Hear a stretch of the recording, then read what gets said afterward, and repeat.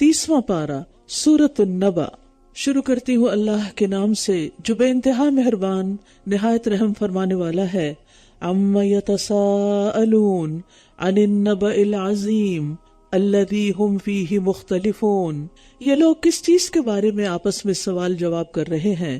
اس بڑی خبر کے بارے میں، وہ کہ جس میں یہ اختلاف کر رہے ہیں۔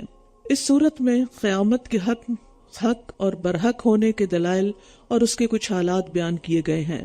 جب رسول اللہ صلی اللہ علیہ وسلم نے توحید اور رسالت پر ایمان لانے کی دعوت کے ساتھ ساتھ یہ بتایا کہ ایک دن تم مرنے کے بعد دوبارہ زندہ ہو کر اللہ سبحانہ وتعالی کے سامنے پیش کیے جاؤ گے اور تمہیں تمہارے اعمال کا بدلہ ملے گا، نیک کاموں کی اچھی جزا اور برے کاموں کی سزا، تو لوگوں نے، سننے والوں نے آپس میں سوال جواب شروع کر دیے، چھ میں گوئیاں شروع کر دی کہ کیا واقعی ایسا ممکن ہے؟ کیا واقعی قیامت آئے گی؟ کیا یہ پاسبل ہے؟ اور پھر اس پر یہ آیات نازل ہوئی کہ یہ لوگ کس چیز کے بارے میں سوال جواب کر رہے ہیں؟ اس بڑی خبر کے بارے میں، کیونکہ ہم عام طور پہ دنیا میں جب خبریں سنتے ہیں تو ایک دم آ جاتا ہے بریکنگ نیوز، تو یہ بریکنگ نیوز سے بھی بڑی نیوز ہے کہ انسان کو یہ معلوم ہونا چاہیے کہ مرنے کے بعد ایک دن وہ اپنے رب کے حضور حاضر ہوگا، وہ اس کی منزل ہے، وہاں اس کا انجام پتہ چلے گا، اس کے مطابق اصل زندگی شروع ہوگی۔ اس لیے بہت ضروری ہے کہ اس معاملے میں ہمارا یقین نہایت پختہ ہو۔ تو قیامت کے بارے میں ہر دور میں لوگوں کے مختلف نظریات رہے ہیں۔ کچھ لوگ تو سرے سے مانتے ہی نہیں کہ دوبارہ کوئی ایسا دن ہوگا، کچھ لوگ مانتے ہیں پر پورا یقین نہیں رکھتے۔ ہاں، صرف متقی لوگ وبالآخرۃ ھم یوقنون یقین رکھتے ہیں۔ کوئی کہتا ہے کہ مٹی ہونے کے بعد انسان دوبارہ بھلا کیسے بن سکتا ہے، یہ تو عقل کے خلاف بات ہے۔ کچھ لوگ کہتے ہیں کہ جسم زندہ نہیں ہوں گے بلکہ سب خوشی اور غم روح پر ہی گزرے گا، یعنی آخرت میں جنت جہنم میں صرف روح ہی ہوگی، جسم نہیں ہوگا۔ لیکن صحیح عقیدہ کیا ہے کہ انسان اپنے جان جسم دونوں کے ساتھ اللہ کے حضور پوری طرح حاضر ہوگا، جیسے وہ دنیا میں تھا ایسے ہی اس کو عقل سمجھ شعور دیا جائے گا، اور پھر اللہ سبحانہ وتعالیٰ سے ملاقات ہوگی، وہ حساب لے گا، وہ پوچھے گا کہ تم نے کون سے کام کیے اور کون سے نہیں کیے۔ کلا سیعلمون، ہرگز نہیں، جلد ہی یہ جان لیں گے۔ ثم کلا سیعلمون، پھر ہرگز نہیں، جلد ہی یہ جان لیں گے، یعنی موت کے ساتھ ہی یہ ساری حقیقتیں ان کو جلد معلوم ہو جائیں گی۔ جس بارے میں آج یہ شک کر رہے ہیں، کل یہ اس پر پورا یقین کر لیں گے، لیکن اس وقت پھر کچھ کرنے کا موقع نہ ہوگا۔ أَلَمْ نَجْعَلِ الْأَرْضَ مِهَادًا وَالْجِبَالَ أَوْتَادًا وَخَلَقْنَاكُمْ أَزْوَاجًا وَجَعَلْنَا نَوْمَكُمْ سُبَاتًا۔ کیا ہم نے زمین کو ایک بچھونا نہیں بنایا اور پہاڑوں کو میخیں نہیں بنایا، اور ہم نے تمہیں جوڑا جوڑا بنایا اور تمہاری نیند کو ہم نے آرام کا باعث بنایا۔ اللہ سبحانہ وتعالیٰ لوگوں کو قیامت کا یقین دلانے کے لیے، ان کی عقلوں کو جھنجھوڑنے کے لیے اپنی قدرت کے چند عجائب دکھا رہے ہیں کہ جس رب نے یہ سب کچھ بنایا اس کے لیے تمہیں دوبارہ زندہ کرنا آخر مشکل کیوں ہو؟ اور یہ سب نشانیاں تمہارے آس پاس موجود ہیں۔ یہ زمین نشانی ہے، یہ پہاڑ نشانی ہے، تمہارا مرد اور عورت کی شکل میں ہونا، ایک جوڑے کی شکل میں ہونا، اور تمہارا راتوں کو سو جانا اور پھر دوبارہ صبح اٹھ جانا، یہ بھی ایک نشانی ہے۔ تم ہر روز ایک موت، یعنی ایک منی موت کے تجربے سے گزرتے ہو اور پھر دوبارہ زندہ ہو جاتے ہو صبح کے وقت، تو کیا آخرت میں مرنے کے بعد تم اٹھ نہ سکو گے؟ یعنی نیند تمہاری ہر روز مرنے جینے کا منظر پیش کرتی ہے، ایسے ہی ایک دن مرنے کے بعد تم قبروں سے اٹھا لیے جاؤ گے۔ اور رات کو ہم نے لباس بنایا اور دن کو ہم نے معاش کا وقت بنایا، اور ہم نے تمہارے اوپر 7 مضبوط آسمان بنائے۔ یعنی اللہ تعالیٰ کی نشانیوں میں سے ایک نشانی ہے کہ اللہ نے ہمارے سکون کا انتظام کیا اور اس کے لیے اندھیری رات بنائی۔ اور رات کو دیر سے سونا جو ہے یہ ایک خلاف فطرت عمل ہے، کیونکہ اللہ نے رات کو سکون کے لیے بنایا، تو ہمیں رات ہی میں اصل سکون ملتا ہے اور سکون پانا چاہیے۔ اور عشاء کے بعد زیادہ دیر جاگنے کی ممانعت کی گئی ہے۔ رسول اللہ صلی اللہ علیہ وسلم عشاء کی نماز سے پہلے سوتے نہیں تھے اور عشاء کے بعد باتیں نہیں کرتے تھے، اور خاص طور پر عشاء کے بعد لغو و لہو گفتگو کرنا ناپسندیدہ ہے، کیونکہ عمر بن خطاب اس پر لوگوں کو مارا بھی کرتے تھے کہ تم رات کے اول حصے میں گپے مارتے ہو اور آخری حصے میں سو جاتے ہو، جبکہ مومن کے لیے رات کا پہلا حصہ سونے کے لیے ہے اور آخری حصہ عبادت کے لیے ہے. وَبِالْأَسْحَارِ هُمْ يَسْتَغْفِرُونَ اور سحری کے وقت وہ استغفار کرتے ہیں. اور ہم نے ایک خوب روشن چمکتا چراغ یعنی سورج بنایا اور ہم نے بدلیوں سے خوب برسنے والا پانی برسایا تاکہ ہم اس کے ذریعے اناج اور نباتات اگائیں اور گھنے باغات بھی، یعنی جس طرح مٹی سے یہ گھنے باغات نکل رہے ہیں اسی طرح زمین سے مرنے کے بعد انسان نکل آئیں گے. ان یوم الفصل کان میقاتا، بے شک فیصلے کا دن ایک وقت مقرر ہے. اس دن سور میں پھونک دیا جائے گا تو تم فوج در فوج چلے آؤ گے. یعنی اچھائی اور برائی کرنے والے کو اگر انجام نہ ملے تو سب کچھ بے نتیجہ ہے، اس لیے قیامت کا دن لازم ہے تاکہ تم نے جو کچھ کیا ہے اس میں تمہارے سامنے آ جائے، تمہارا انجام تمہارے سامنے آ جائے. اور یہاں دوسری دفعہ سور پھونکے جانے کا ذکر ہے جب لوگ قبروں سے نکل کر گروہ در گروہ میدان حشر میں آ جائیں گے اور آسمان کھول دیا جائے گا تو وہ دروازے ہی دروازے ہو جائے گا اور پہاڑ چلا دیے جائیں گے تو وہ سراب ہو جائیں گے. بے شک جہنم گھات میں ہے، سرکشوں کے لیے ٹھکانہ ہے. گھات اس جگہ کو کہتے ہیں جہاں کسی دشمن یا شکار پر قابو پانے کے لیے تاک لگائی جاتی، یعنی جو شکاری ہوتا ہے وہ چھپ کے بیٹھ جاتا ہے تاکہ شکار آ کے پھنس جائے. تو مجرموں کے لیے جہنم ایک چھپی ہوئی گھات ہے جس میں اچانک وہ پھنس جائیں گے. انہیں دنیا میں اس بات کا احساس نہیں کہ جو انہوں نے فساد مچا رکھا ہے یا جو ظلم ڈھا رہے ہیں اس کا ایک دن نتیجہ بھی نکلنے والا ہے، اور موت کے بعد جب وہ نتیجہ سامنے آئے گا تو ایسے ہی جیسے کوئی شکاری شکار کو پھانس لیتا ہے. اس میں وہ مدتوں پڑے رہیں گے، وہ اس میں نہ ٹھنڈک کا مزہ چکھیں گے اور نہ ہی کسی پینے کی چیز کا. یعنی جہنم ختم ہونے والی چیز نہیں، ہمیشہ کے لیے وہ دہکتی رہے گی، بلکہ اس میں لوگ جو ہیں وہ ایک صدی ختم ہونے کے بعد ایک اور شروع ہو جائے گی، ایک اور شروع ہو جائے گی، کبھی نہ ختم ہونے والا عذاب ہوگا. سوائے کھولتے پانی اور بہتی پیپ کے پورا بدلہ ملے گا. بے شک وہ کسی حساب کی امید نہ رکھتے تھے اور انہوں نے ہماری آیات کو پوری طرح جھٹلا دیا، اور ہم نے ہر چیز کو لکھ کر شمار کر رکھا ہے. ہمارے اعمال نامے میں ایک ایک چیز لکھی ہوئی ہے. بس اب کیے کا مزہ چکھو، ہم تمہیں صرف عذاب میں ہی زیادہ کریں گے. یعنی جہنم کی آگ جب دھیمی ہونے لگے گی یا انہیں عذاب کم محسوس ہونے لگے گا تو اس کی انٹینسٹی بڑھا دی جائے گی تاکہ عذاب کسی وقت ختم نہ ہو. بے شک متقی لوگوں کے لیے ایک بڑی کامیابی ہے. باغات اور انگور ہیں اور ابری چھاتیوں والی نوجوان ہم عمر لڑکیاں اور چھلکتے ہوئے جام. وہ اس میں نہ کوئی بیہودہ بات سنیں گے اور نہ کوئی جھوٹی بات.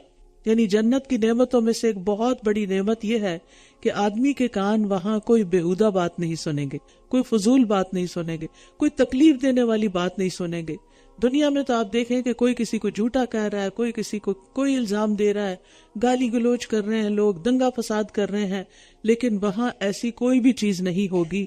سب لوگ امن، سکون اور اطمینان سے رہیں گے. آپ دیکھیں کہ عموماً آپ کی پریشانیاں لوگوں کی باتوں کی وجہ سے ہی ہوتی ہیں، لیکن وہاں کوئی ایسی بات سننے کو ہی نہیں ملے گی، لہٰذا نعمتیں بڑھتی چلی جائیں گی، کم نہیں ہوگی. یہ آپ کے رب کی طرف سے ان کے نیک اعمال کا بدلہ ہوگا جو کافی انعام ہے، یعنی عظیم بدلہ. عطاء حسابا، ایک معنی یہ ہے کہ ہر چھوٹے بڑے عمل کے حساب کے مطابق بدلہ ہوگا، چھوٹے سے چھوٹا عمل بھی ضائع نہ ہوگا یا ایسا نہیں ہوگا کہ جو حساب میں نہ آئے. اور دوسرا معنی ہے کافی عطیہ، یعنی جیسے ہم حسبی اللہ کہتے ہیں، یعنی اتنا بدلہ ہوگا کہ جس سے زیادہ کی خواہش نہیں ہوگی. یعنی انسان کو جو ملے گا اس پہ رج جائے گا کہ بہت ہے، اب بہت ہو گیا. دنیا میں انسان کا پیٹ کسی چیز سے نہیں بھرتا، لیکن وہ اتنا بڑا بدلہ ہوگا کہ انسان مطمئن، ہر انسان مطمئن ہوگا. دنیا میں انسان کو جتنا بھی مل جاتا ہے وہ ملنے کے بعد انسان سوچتا ہے کہ ابھی اور ہو، لیکن وہاں بس بہت ہو گیا. وہ جو رب السماوات والارض، وہ جو آسمانوں اور زمین اور ان دونوں کے درمیان کی ہر چیز کا رب ہے، وہ رحمان ہے جس سے بات کرنے کا وہ اختیار نہ رکھتے ہوں گے. جس دن روح الامین اور فرشتے صف در صف کھڑے ہوں گے وہ کلام نہ کر سکیں گے سوائے اس کے جسے رحمان اجازت دے اور وہ بات بھی درست کرے. یہ دن برحق ہے، بس جو چاہے اپنے رب کی طرف ٹھکانہ بنا لے، جو چاہے اپنے رب کی طرف ٹھکانہ بنا لے. یعنی جب اس دن کا آنا یقینی ہے تو انسان کو چاہیے کہ اپنے رب کو منہ دکھانے کے قابل بنے اور اس کے پاس ٹھکانہ بنانے کے لیے ابھی سے دنیا میں ہی تیاری شروع کر دے، کیونکہ مرنے کے بعد اس کا موقع نہیں ملے گا. انا انذرناکم عذابا قریبا، بے شک ہم نے تمہیں قریب کے عذاب سے خبردار کر دیا ہے. اس دن انسان دیکھ لے گا جو اس کے دونوں ہاتھوں نے آگے بھیجا، اور کافر کہے گا اے کاش میں مٹی ہوتا. سورۃ النازعات والنازعات غرقا والناشطات نشطا والسابحات سبحا. ان فرشتوں کی قسم جو ڈوب کر سختی سے روح کھینچنے والے ہیں، اور ان فرشتوں کی قسم جو آسانی سے بند کھولنے والے ہیں اور جو تیزی سے تیرنے والے ہیں. یہ ان فرشتوں کی صفات بیان کی جا رہی ہیں کہ جو روح نکالتے ہیں انسان کی موت کے وقت. کچھ لوگوں کی روح بہت سختی سے کھینچ کے نکالتے ہیں کیونکہ وہ روح اندر جسم میں چھپتی ہے گناہگار ہونے کی وجہ سے، لیکن دوسرے فرشتے مومن کی جان سہولت سے نکال لیتے ہیں کہ پتہ ہی نہیں چلتا کہ رخصت ہو گیا. اور پھر جب یہ فرشتے روح نکال لیتے ہیں تو تیزی کے ساتھ پلک جھپکتے ہی آسمان کی طرف اس کو لے جاتے ہیں. فالسابقات سبقا، پھر جو دوڑ کر سبقت کرنے والے ہیں، یعنی اللہ کا حکم ملتے ہی دوڑ پڑتے ہیں. فالمدبرات امرا، پھر جو کسی کام کی تدبیر کرنے والے ہیں. یوم ترجف الراجفہ، جس دن کانپنے والی کانپے گی، یعنی زمین خوب کانپنا شروع کر دے گی، زبردست زلزلے ہوں گے. پیچھے آنے والی اس کے پیچھے آئے گی، یعنی ایک جھٹکے کے بعد دوسرا. کچھ دل اس روز دھڑکتے ہوں گے، ان کی نگاہیں جھکی ہوئی ہوں گی. یہ لوگ کہتے ہیں کیا واقعی ہم پہلی حالت میں لوٹائے جانے والے ہیں؟ کیا جب ہم بوسیدہ ہڈیاں ہو چکے ہوں گے؟ کہنے لگے تب تو یہ واپسی بڑے خسارے کی ہے.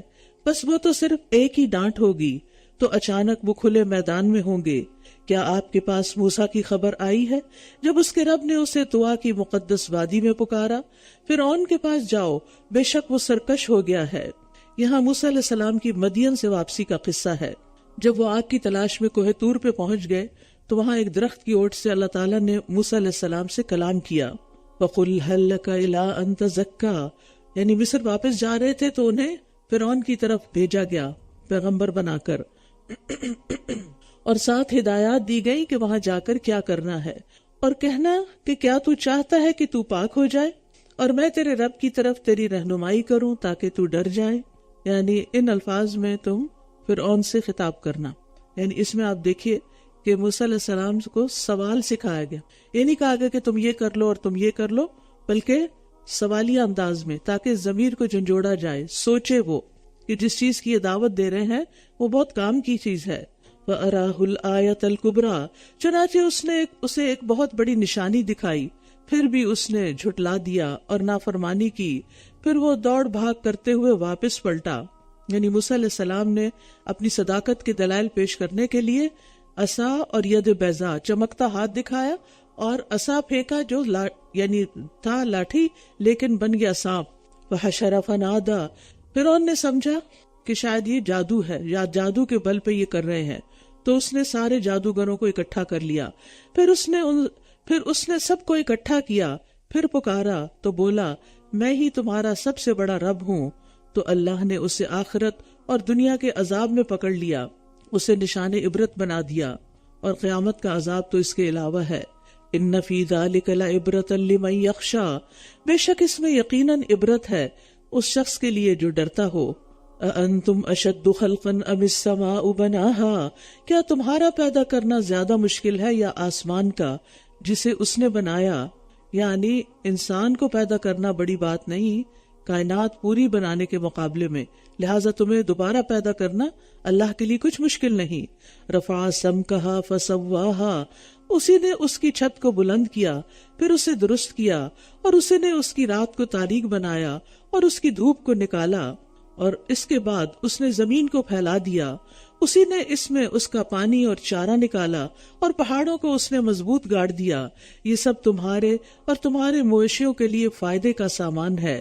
پھر جب وہ بہت بڑی آفت یعنی قیامت آ جائے گی، اس دن انسان یاد کرے گا جو اس نے کوشش کی ہوگی. یعنی دنیا میں ہم جس چیز کے لیے بھی بھاگ دوڑ کر رہے ہیں، یہ سب چیزیں ہماری آنکھوں کے سامنے آئیں گی کہ ہم نے آنا تو یہاں تھا اور ہم کام کس کے لیے کرتے رہے، صرف دنیا کے لیے. اور جہنم ہر اس شخص کے لیے ظاہر کر دی جائے گی جو دیکھتا ہو، کھلی آنکھوں سے جہنم کو دیکھے گا۔ تو رہا وہ جس نے سرکشی کی اور اس نے دنیا کی زندگی کو ترجیح دی، تو بے شک جہنم ہی اس کا ٹھکانہ ہے۔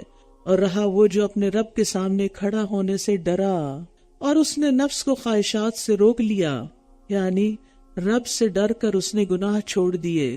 یہ بہت بڑی کنڈیشن ہے جنت میں جانے کی، کہ رب کا ڈر ہو، اور رب کے ڈر سے انسان غلط چیزیں چھوڑے، نہ کہ انسانوں کے ڈر سے۔ ہم بعض اوقات لوگوں کے ڈر سے کچھ چیزیں چھوڑ دیتے ہیں، لیکن رب کا ڈر ہمیں نہیں چھڑاتا۔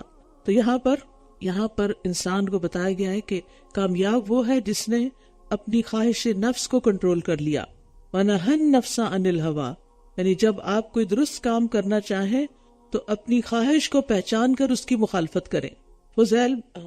فضیل کہتے ہیں تمام اعمال میں سب سے افضل عمل خواہش کی مخالفت کرنا ہے، یعنی جس اچھے کام کو، نیکی کے کام کو دل نہ چاہ رہا ہو کرنے کا، آپ اپنے نفس کے خلاف جا کر نفس کو کنٹرول کر کے وہ کام کریں، اپنے آپ سے منوائیں۔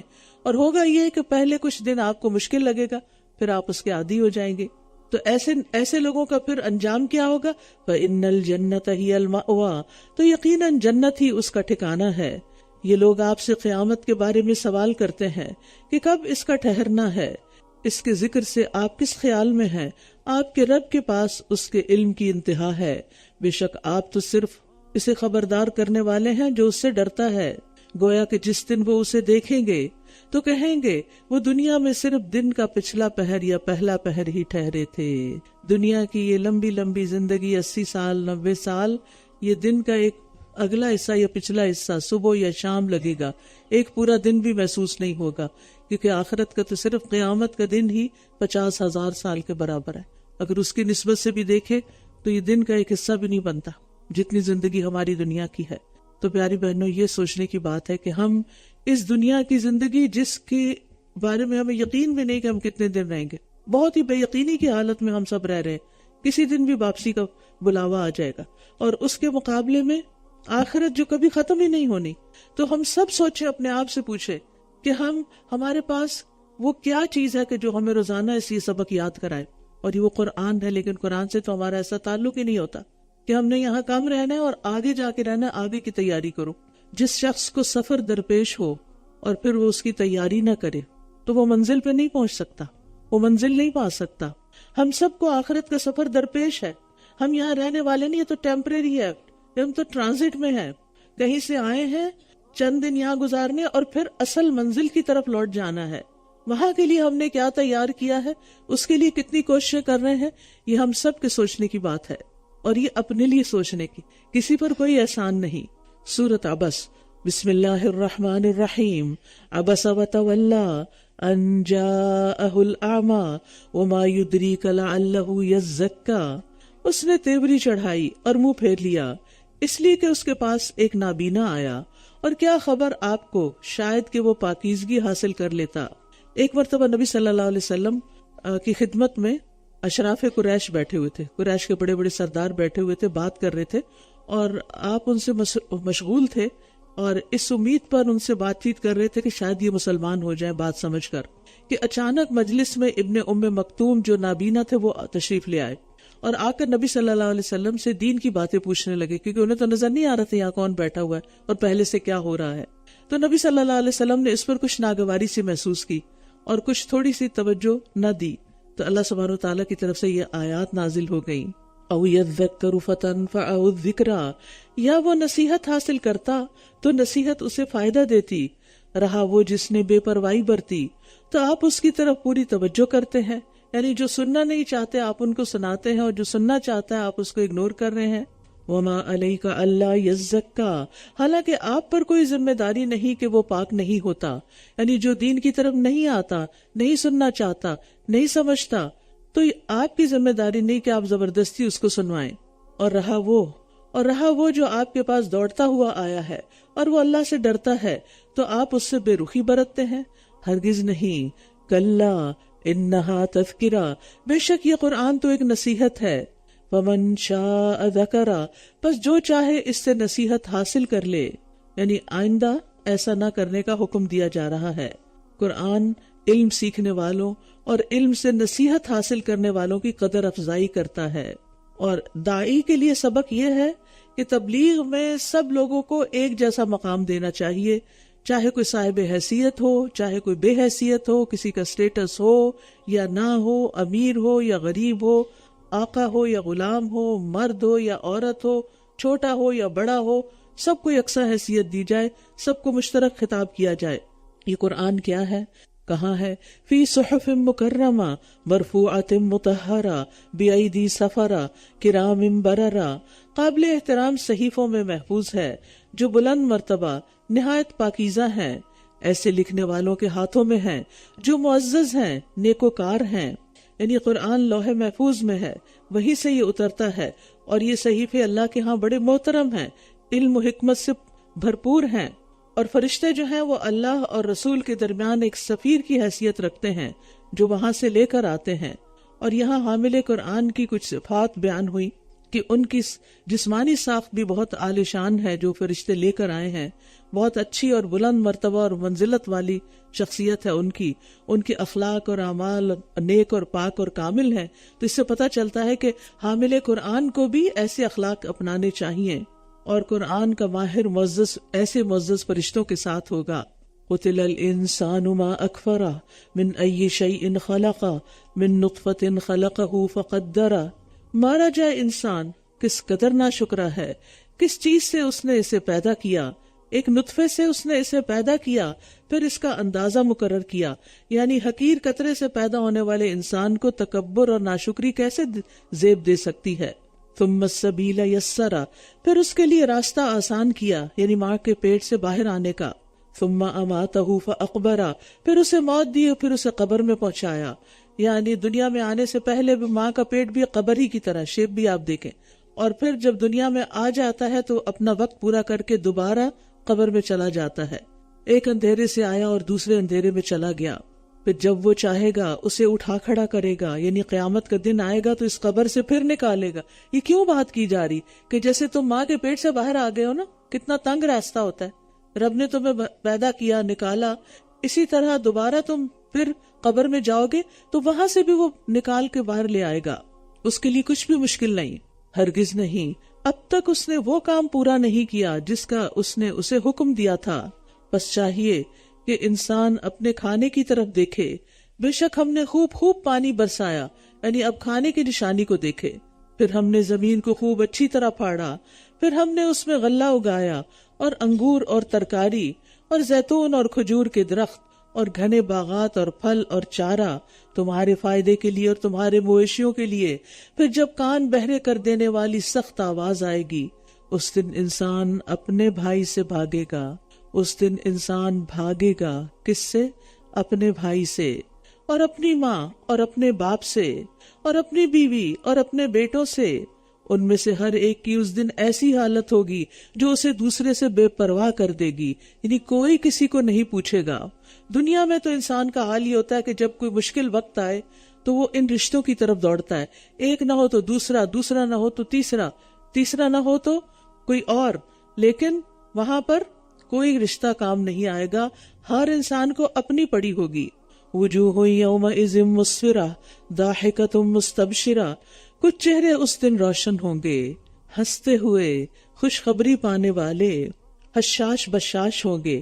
یعنی قیامت کے دن اہل ایمان کے چہروں سے خوشی ظاہر ہو رہی ہوگی، وہ اپنے اچھے اعمال کو دیکھ کر جو قبول ہو گئے خوش ہو رہے ہوں گے، ان کے چہرے چمک رہے ہوں گے، خوشی سے ٹمٹما رہے ہوں گے، اور وہ ایک دوسرے کو دیکھ کر بھی خوش ہو رہے ہوں گے جو انہی جیسے لوگ ہوں گے۔ وَوُجُوهٌ يَوْمَئِذٍ عَلَيْهَا غَبَرَةٌ، اور کچھ چہرے اس دن ان پر غبار ہوگا، سیاہی ان پر چھا رہی ہوگی۔ یہی لوگ کافر و فاجر ہیں، یعنی کفر کی حالت میں جس کی موت ہوگی قیامت کے دن اس کا چہرہ پھر سیاہ ہوگا۔ سورۃ التکویر، بسم اللہ الرحمن الرحیم۔ اذا الشمس کورت واذا النجوم انکدرت واذا الجبال سیرت، جب سورج لپیٹ دیا جائے گا، جیسے سر پہ پگڑی کو لپیٹا جاتا ہے نا، تو ایسے رول کر دیا جائے گا۔ اس کی روشنی ختم ہو جائے گی. وَإِذَا النُّجُومُ انْكَدَرَتْ اور جب ستارے بے نور ہو جائیں گے، یعنی ستارے جھڑ کر گر جائیں گے، آسمان پر ان کا وجود ہی نہیں ہوگا. وَإِذَا الْجِبَالُ سُيِّرَتْ اور جب پہاڑ چلا دیے جائیں گے، یعنی انہیں زمین سے اکھیڑ کر ریزہ ریزہ کر کے ہواؤں میں چلا دیا جائے گا، اور وہ دھنی ہوئی رنگین روئی کی طرح اڑتے نظر آئیں گے. کیا منظر ہوگا! آسمان پھٹ چکا ہوگا، ستارے ٹوٹ چکے ہوں گے، سورج لپیٹا جا چکا ہوگا، زمین ہل رہی ہوگی. کیا عالم ہوگا اس دن! ہم سب کو وہ دن دیکھنا ہے. جو عقل مند ہے وہ جو اس کی اتنی تیاری کرے کہ اٹھے تو خوش ہو کر اٹھے. جیسے آپ نے دیکھا ہوگا کہ کچھ بچے سو کے جب جاگتے ہیں تو ایک دم اسمائل کرتے، خوشی خوشی اٹھتے، اور کچھ رو رہے ہوتے ہیں کہ کیوں اٹھا دیا. وَإِذَا الْعِشَارُ عُطِّلَتْ اور جب 10 ماہ کی حاملہ اونٹنیاں بیکار چھوڑ دی جائیں گی، اور جب وحشی جانور اکٹھے کر دیے جائیں گے، اور جب سمندر بھڑکا دیے جائیں گے، یعنی قیامت کی ہولناکی کے باعث کوئی اپنی حاملہ اونٹنی کی بھی پرواہ نہیں کرے گا، جو عربوں کے نزدیک انتہائی قیمتی مال تھا. یعنی اور پھر سارے جانوروں کو بھی قیامت کے دن اکٹھا کر لیا جائے گا. وَإِذَا النُّفُوسُ زُوِّجَتْ اور جب جانیں جسموں سے ملا دی جائیں گی، یا اپنے ہم مذہب لوگوں کے ساتھ لوگوں کو ملا دیا جائے گا، یعنی ہر عمل کرنے والے کو اس جیسے اور اس کے ہم مثل کے ساتھ ملا دیا جائے گا. یعنی جو جس کیٹیگری سے تعلق رکھتا ہوگا اسی کے ساتھ اکٹھا کر دیا جائے گا. جو اللہ کی رضا کے لیے آپس میں محبت کرتے ہیں ان کو جنت میں ملا دیا جائے گا. جو شیطان کی اطاعت میں ایک دوسرے سے محبت کرتے ہیں ان کو جہنم میں ملایا جائے گا. تو آدمی قیامت کے دن اسی کے ساتھ ہوگا جس سے وہ دنیا میں محبت کرتا ہوگا، خواہ وہ یہ چاہتا ہو یا نہ چاہتا ہو. تو اس لحاظ سے بھی اپنا جائزہ لینے کی ضرورت ہے کہ ہماری محبتیں کن لوگوں کے ساتھ ہیں. وَإِذَا الْمَوْءُودَةُ سُئِلَتْ بِأَيِّ ذَنبٍ قُتِلَتْ اور جب زندہ گاڑی ہوئی لڑکی سے پوچھا جائے گا وہ کس گناہ کی وجہ سے ماری گئی. اور جب اعمال نامے پھیلا دیے جائیں گے، موت کے وقت ہمارے اعمال نامے صحیفے لپیٹ دیے جائیں گے، لیکن قیامت کے دن دوبارہ کھول کے پکڑا دیے جائیں گے. اور جب آسمان کی کھال اتار دی جائے گی، اور جب جہنم بھڑکا دی جائے گی، یعنی جس طرح چھت ادھیڑی جاتی ہے ایسے ہی آسمان کی چھت ادھیڑ دی جائے گی، آسمان نظر نہیں آئے گا. اور جب جنت قریب لے آئی جائے گی، اور ہر شخص جان لے گا جو وہ لے کر آیا ہوگا، جو پونجی اس کے پاس ہوگی اس کو نظر آ جائے، سب مل جائے گا ہاتھ میں واپس، اور صرف وہ اعمال قابل قبول ہوں گے جو اللہ کی رضا کے لیے کیے گئے، خالص اس کے لیے اور اس کی سنت کے مطابق، باقی سب گر جائیں گے. بس نہیں، میں قسم کھاتا ہوں پیچھے ہٹ جانے والے ستاروں کی، جو چلنے والے ہیں، چھپ جانے والے ہیں، اور رات کی جب وہ رخصت ہوتی ہے اور صبح کی جب وہ سانس لیتی ہے. یعنی کسی بھی چیز کو دوام نہیں، ہر چیز جا رہی ہے. پلٹتے ستارے ہر روز کیا پیغام دے رہے ہیں، ڈوبتا سورج ہر روز کیا پیغام دیتا ہے، پلٹتا چاند کیا پیغام دیتا ہے کہ یہ زندگی بھی عارضی ہے اور ایک دن سب کو واپس جانا ہے. اور اس کے ساتھ ساتھ یہ کہ انہ لقول رسول کریم، یقیناً یہ ایک معزز پیغمبر کا قول ہے. یعنی جس رب نے یہ ساری تخلیق کی اسی نے جبریل علیہ السلام کو بھیجا اور قرآن دیا نبی صلی اللہ علیہ وسلم کو، جو قوت والا ہے، عرش والے کے نزدیک بلند مرتبہ ہے، مطاع ثم امین، وہاں وہ اطاعت کیا جاتا ہے، امانت دار ہے، اور تمہارا ساتھی کوئی مجنون نہیں ہے. یعنی نبی صلی اللہ علیہ وسلم کے اندر کسی قسم کا جنون نہیں. اور یقیناً اس نے اس جبریل کو آسمان کے کھلے کنارے پر دیکھا ہے. یہ اہل مکہ سے خطاب ہے کہ تمہارے ساتھی یعنی محمد صلی اللہ علیہ وسلم کو تم جو دیوانہ کہتے ہو وہ دیوانہ نہیں، قرآن پڑھ کر تو دیکھو کہ کیا دیوانے ایسی باتیں کرتے ہیں کہ جس میں ایسی حقیقتیں بیان کی گئی ہوں اور گزشتہ اقوام کے صحیح حالات بتائے گئے ہوں. اور یہاں نبی صلی اللہ علیہ وسلم کے جبریل علیہ السلام کے ذریعے قرآن ملنے اور پھر ان کو دیکھنے کے بارے میں بات ہوئی کہ آپ صلی اللہ علیہ وسلم نے ان کو دیکھا بھی تھا. اور یہی فرق ہے ہم میں اور پیغمبر میں کہ ہم فرشتوں کو نہیں دیکھ سکتے لیکن ان کو اللہ تعالیٰ دکھاتا ہے. انسانوں کو تو فرشتے نظر آئیں گے موت کے وقت، اچانک نظر آ جائیں گے. نیک عمل ہوئے تو نیک فرشتے آئیں، یعنی ایسے فرشتے آئیں گے جو سلام کریں گے، خوشخبری دیں گے. اور اگر اعمال بد ہوئے تو پھر ایسے فرشتے آئیں گے جو آ کے مار پٹائی شروع کر دیں گے کہ نکلو یہاں سے، جان کو نکالو اپنی جان. وما هو علی الغیب بضنین، اور وہ غیب کے علم پر ہرگز بخیل نہیں. یعنی پیغمبر علیہ السلام کو جو ملتا ہے وہ سب دیے جا رہے ہیں اور یہ کسی شیطان مردود کا قول نہیں.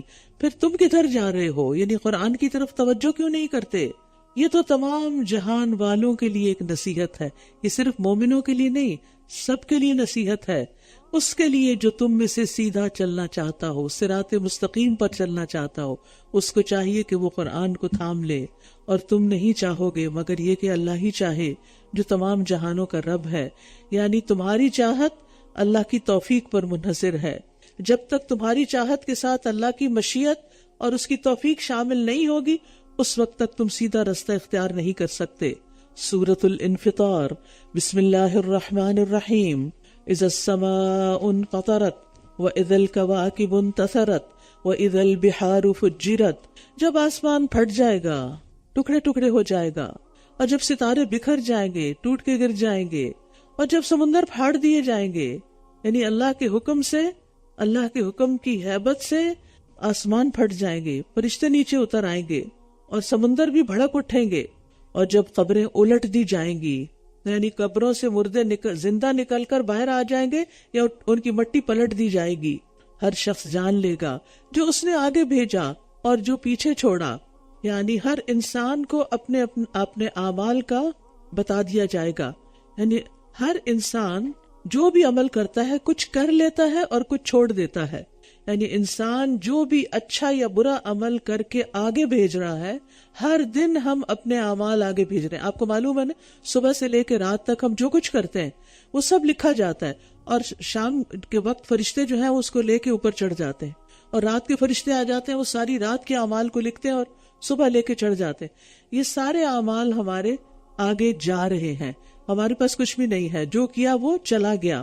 ما قدمت، اور جن کاموں کو کرنا چاہیے تھا اور نہیں کیا وہ پیچھے رہ گئے. یعنی نماز نہیں پڑھی، پڑھنی چاہیے تھی نہیں پڑھی، یا کوئی اور فرض اس کو ادا کرنا تھا، کوئی وعدہ پورا کرنا تھا نہیں کیا، تو اس لحاظ سے وہ یعنی ما قدمت و اخرت وہ سب اس کو نظر آ جائیں گے نامہ اعمال میں. پھر اسی طرح وہ کام جن کو پرائرٹی پر رکھا اور وہ کام جن کو پیچھے چھوڑ دیا، پیٹھ پیچھے پھینک دیا، بھلا دیا، اگنور کر دیا، وہ سب بھی پورا اعمال نامہ ترتیب وار، تاریخ وار انسان کے سامنے آ جائے گا. اور وہ بتائے گا کہ یہ وہ چیزیں تھیں کہ جن کاموں کو یہ بڑی اہمیت دیتا تھا، جو دن رات کر رہا تھا، اور یہ وہ کام ہے کہ جن کو وہ چھوڑے ہوئے تھا. اور پھر ایک اور معنی یہ بھی ہے کہ اچھے برے جو اعمال اس نے اپنی زندگی میں کیے وہ بھی لکھے جا رہے ہیں، اور وہ اعمال بھی لکھے جائیں گے جن کے اثرات وہ اپنے پیچھے چھوڑ کر آئے. آپ دیکھیں کہ ہر انسان کا ایک امپریشن ہوتا ہے، یعنی ہر انسان جو بھی اپنا امپریشن چھوڑتا ہے وہ بھی لکھا جاتا ہے. یعنی مثلاً آپ کسی سے غصے سے بات کرتے ہیں، بد اخلاقی سے بات کرتے ہیں، تو اس پر آپ کا جو امپریشن پڑتا ہے وہ بھی محفوظ ہو جاتا ہے. یعنی آپ کے اعمال صرف وہ نہیں جو آپ خود کر رہے ہیں، آپ کے اعمال وہ بھی ہیں جن کے اثرات دوسروں پہ پڑ رہے ہیں، اور اس سے ان کی زندگیاں، مثلاً ماں اور باپ جب آپس میں لڑائیاں کرتے ہیں اور اس کے اثرات جو بچوں پر ہوتے ہیں اور جو ان کی زندگی جہنم بنتی، وہ بھی لکھے جا رہے ہیں، وہ بھی ساتھ جمع ہوتے ہیں اور وہ بھی اعمال نامے کا حصہ بنیں گے. یا ایھا الانسان ما غرک بربک الکریم، اے انسان تجھے کس چیز نے تیرے رب کریم کے بارے میں دھوکہ دیا. الذی خلقک فسواک فعدلک، وہ جس نے تجھے پیدا کیا، پھر تجھے درست کیا، پھر تجھے متناسب بنایا، جس صورت میں اس نے چاہا تجھے جوڑ دیا. ہرگز نہیں، بلکہ تم بدلے کے دن کو جھٹلاتے ہو، یعنی قیامت کے دن کو نہیں مانتے. یعنی مانتے بھی ہیں تو ہاں بس ایک خیال ہے، ہوگی، بس ہوگی، جب آئے گی دیکھا جائے گا. یہ نہیں مانتے کہ وہ واقعی یقینی حق ہے اور اس کی تیاری بھی کرنی چاہیے. کسی بھی بات کو ماننے کا مطلب یہ ہوتا ہے کہ انسان پھر اس کے مطابق اپنا طرز عمل درست کرے. وَإِنَّ عَلَيْكُمْ لَحَافِظِينَ كِرَامًا كَاتِبِينَ، اور یقیناً تم پہ نگران مقرر ہیں جو معزز ہیں، لکھنے والے ہیں. یعنی ہر انسان کے ساتھ یہ فرشتے لگے ہوئے ہیں جو اس کے ہر عمل کو، یعنی حتیٰ کہ آپ اپنے ٹیکسٹ میسج میں ایک ڈاٹ بھی ٹائپ کرتے ہیں تو وہ بھی وہ لکھ لیتے ہیں. چھوٹی سے چھوٹی چیز اور بڑی سے بڑی چیز لکھتے چلے جا رہے ہیں. اور اس میں ابو ہریرہ کہتے ہیں کہ رسول اللہ صلی اللہ علیہ وسلم نے فرمایا، فرشتے عرض کرتے ہیں اے رب، تیرا فلاں بندہ گناہ کرنے کا ارادہ کر رہا ہے. اللہ تعالیٰ باوجود اس کے کہ خوب دیکھ رہا ہوتا ہے، فرشتے سے فرماتا ہے اس کی نگرانی کرتے رہو. اگر یہ گناہ کر بیٹھے تو صرف اتنا ہی لکھنا جتنا اس نے کیا، اور اگر گناہ چھوڑ دے، ارادہ کیا لیکن چھوڑ دیا، نہیں کیا، تو اس کے لیے نیکی لکھ دینا. کیونکہ اس نے گناہ میری وجہ سے چھوڑا. اگر اللہ کی خاطر چھوڑا تو پھر لکھا جاتا ہے، یعنی پھر گناہ نہیں لکھا جاتا، نیکی لکھی جاتی. لیکن اگر لوگوں کے ڈر سے چھوڑا تو پھر وہ نیکی نہیں لکھی جاتی. یعلمون ما تفعلون، وہ جانتے ہیں جو کچھ تم کرتے ہو. ان الابرار لفی نعیم، یقیناً نیک لوگ راحتوں میں ہوں گے. وان الفجار لفی جحیم، اور بے شک بدکار لوگ یقیناً جہنم میں ہوں گے. یصلونہا یوم الدین، وہ بدلے کے دن اس میں جلیں گے. وما ہم عنہا بغائبین، اور وہ کبھی اس سے غائب ہونے والے نہ ہوں گے. وما ادراک ما یوم الدین، اور کیا چیز خبر دے آپ کو کہ بدلے کا دن کیا ہے. ثم ما ادراک ما یوم الدین، پھر کیا چیز خبر دے آپ کو کہ بدلے کا دن کیا ہے. یہ بار بار سوال اس لیے کیا جا رہا ہے کہ انسان اس کے بارے میں سنجیدگی سے سوچے کہ کیا ہے وہ دن، بدلے کا دن، بدلے ملیں گے. جی ہاں، یوم لا تملک نفس لنفس شیئا والامر یومئذ للہ، اس دن کوئی شخص کسی شخص کے لیے کسی چیز کا مالک نہ ہوگا اور حکم اس دن صرف اللہ ہی کا ہوگا. دنیا میں اللہ تعالیٰ نے پھر بھی انسان کو کچھ اختیارات دیے ہیں، لیکن قیامت کے دن سارے کے سارے اختیارات اللہ سبحانہ وتعالیٰ کے پاس ہوں گے اور فیصلہ صرف اس کی مرضی کے مطابق ہوگا. سفارش کرنے والوں کو سفارش کا حق اس وقت دیا جائے گا جب اللہ کا اذن ہوگا، اور ان کی سفارش بھی اللہ تعالیٰ اس وقت قبول کرے گا جب وہ چاہے گا. لہٰذا سارے اختیارات اللہ کے پاس ہیں، کسی بزرگ کے پاس اور کسی بڑے کے پاس نہیں ہے کہ وہ آپ کو وہاں اپنی مرضی سے اللہ پہ زور ڈال کے چھڑا لے. سورۃ المطففین، ویل للمطففین الذین اذا اکتالوا علی الناس یستوفون، بڑی ہلاکت ہے ناپ تول میں کمی کرنے والوں کے لیے، وہ لوگ کہ جب لوگوں سے ناپ کر لیتے ہیں تو پورا پورا لیتے ہیں. وَإِذَا كَالُوهُمْ أَوْ وَزَنُوهُمْ يُخْسِرُونَ، اور جب وہ انہیں ناپ کر یا تول کر دیتے ہیں تو کم دیتے ہیں.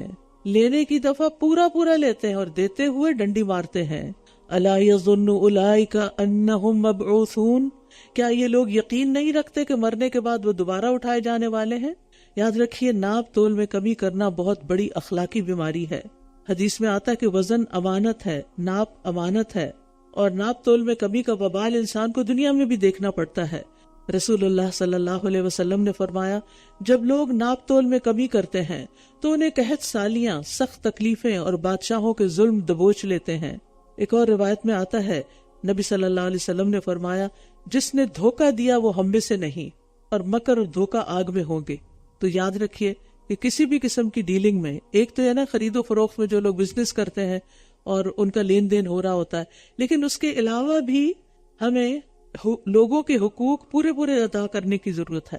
جب اپنا حق لینے کی باری آتی ہے، میں ماں ہوں، میری قدر کرو، میری عزت کرو، تم میری پرواہ نہیں کرتے.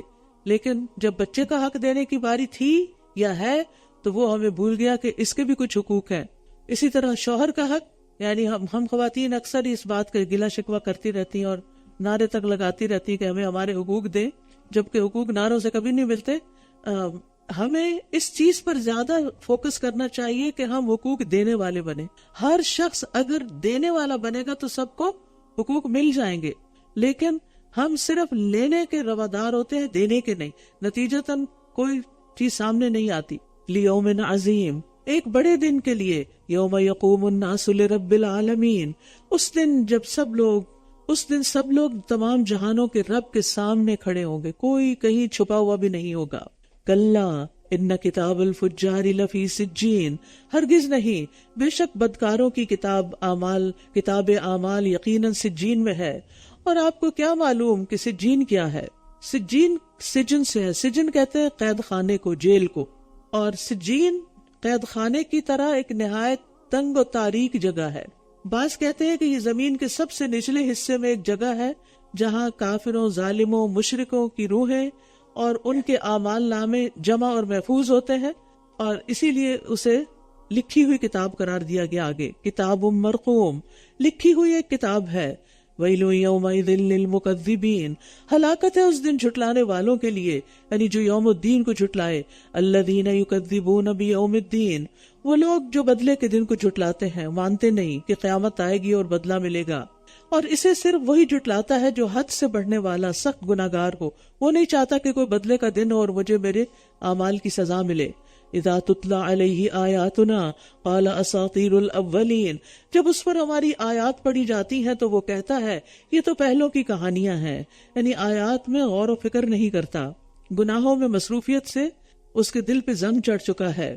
یاد رکھیے یہ قرآن کہانیاں نہیں، اللہ کا کلام ہے، اللہ کی طرف سے بذریعہ وحی نبی صلی اللہ علیہ وسلم کے دل پہ اتارا گیا ہے، جس میں انسانوں کے لیے ہدایت ہے، نصیحت ہے، رحمت ہے۔ کلا بل ران علی قلوبہم ما کانوا یکسبون، ہرگز نہیں، بلکہ ان کے دلوں پر اس کا زنگ چڑھ گیا ہے جو کمائی وہ کیا کرتے تھے۔ تو گناہوں کی کثرت کی وجہ سے دل زنگالے ہو جاتے ہیں اور ان پہ پردہ پڑ جاتا ہے، دل سیاہ ہو جاتے ہیں، اس لیے پھر انسان کو نیکی کے کام میں کوئی رغبت نہیں ہوتی، نیکی کرنے کا شوق نہیں رہتا، گناہ کرنے کے باوجود گناہ کا کوئی احساس بھی نہیں ہوتا کہ اس پر توبہ کر لی جائے، جبکہ توبہ اور استغفار دل کو صاف کرنے والی ہیں۔ رسول اللہ صلی اللہ علیہ وسلم نے فرمایا بے شک مومن جب گناہ کرتا ہے تو اس کے دل میں ایک سیاہ دھبا پڑ جاتا ہے، پھر اگر توبہ کرے، آئندہ کے لیے اس سے باز آ جائے اور استغفار کرے تو اس کا دل چمک کر صاف ہو جاتا ہے، اور اگر اور زیادہ گناہ کرے تو یہ دھبا اور زیادہ سیاہ ہو جاتا ہے۔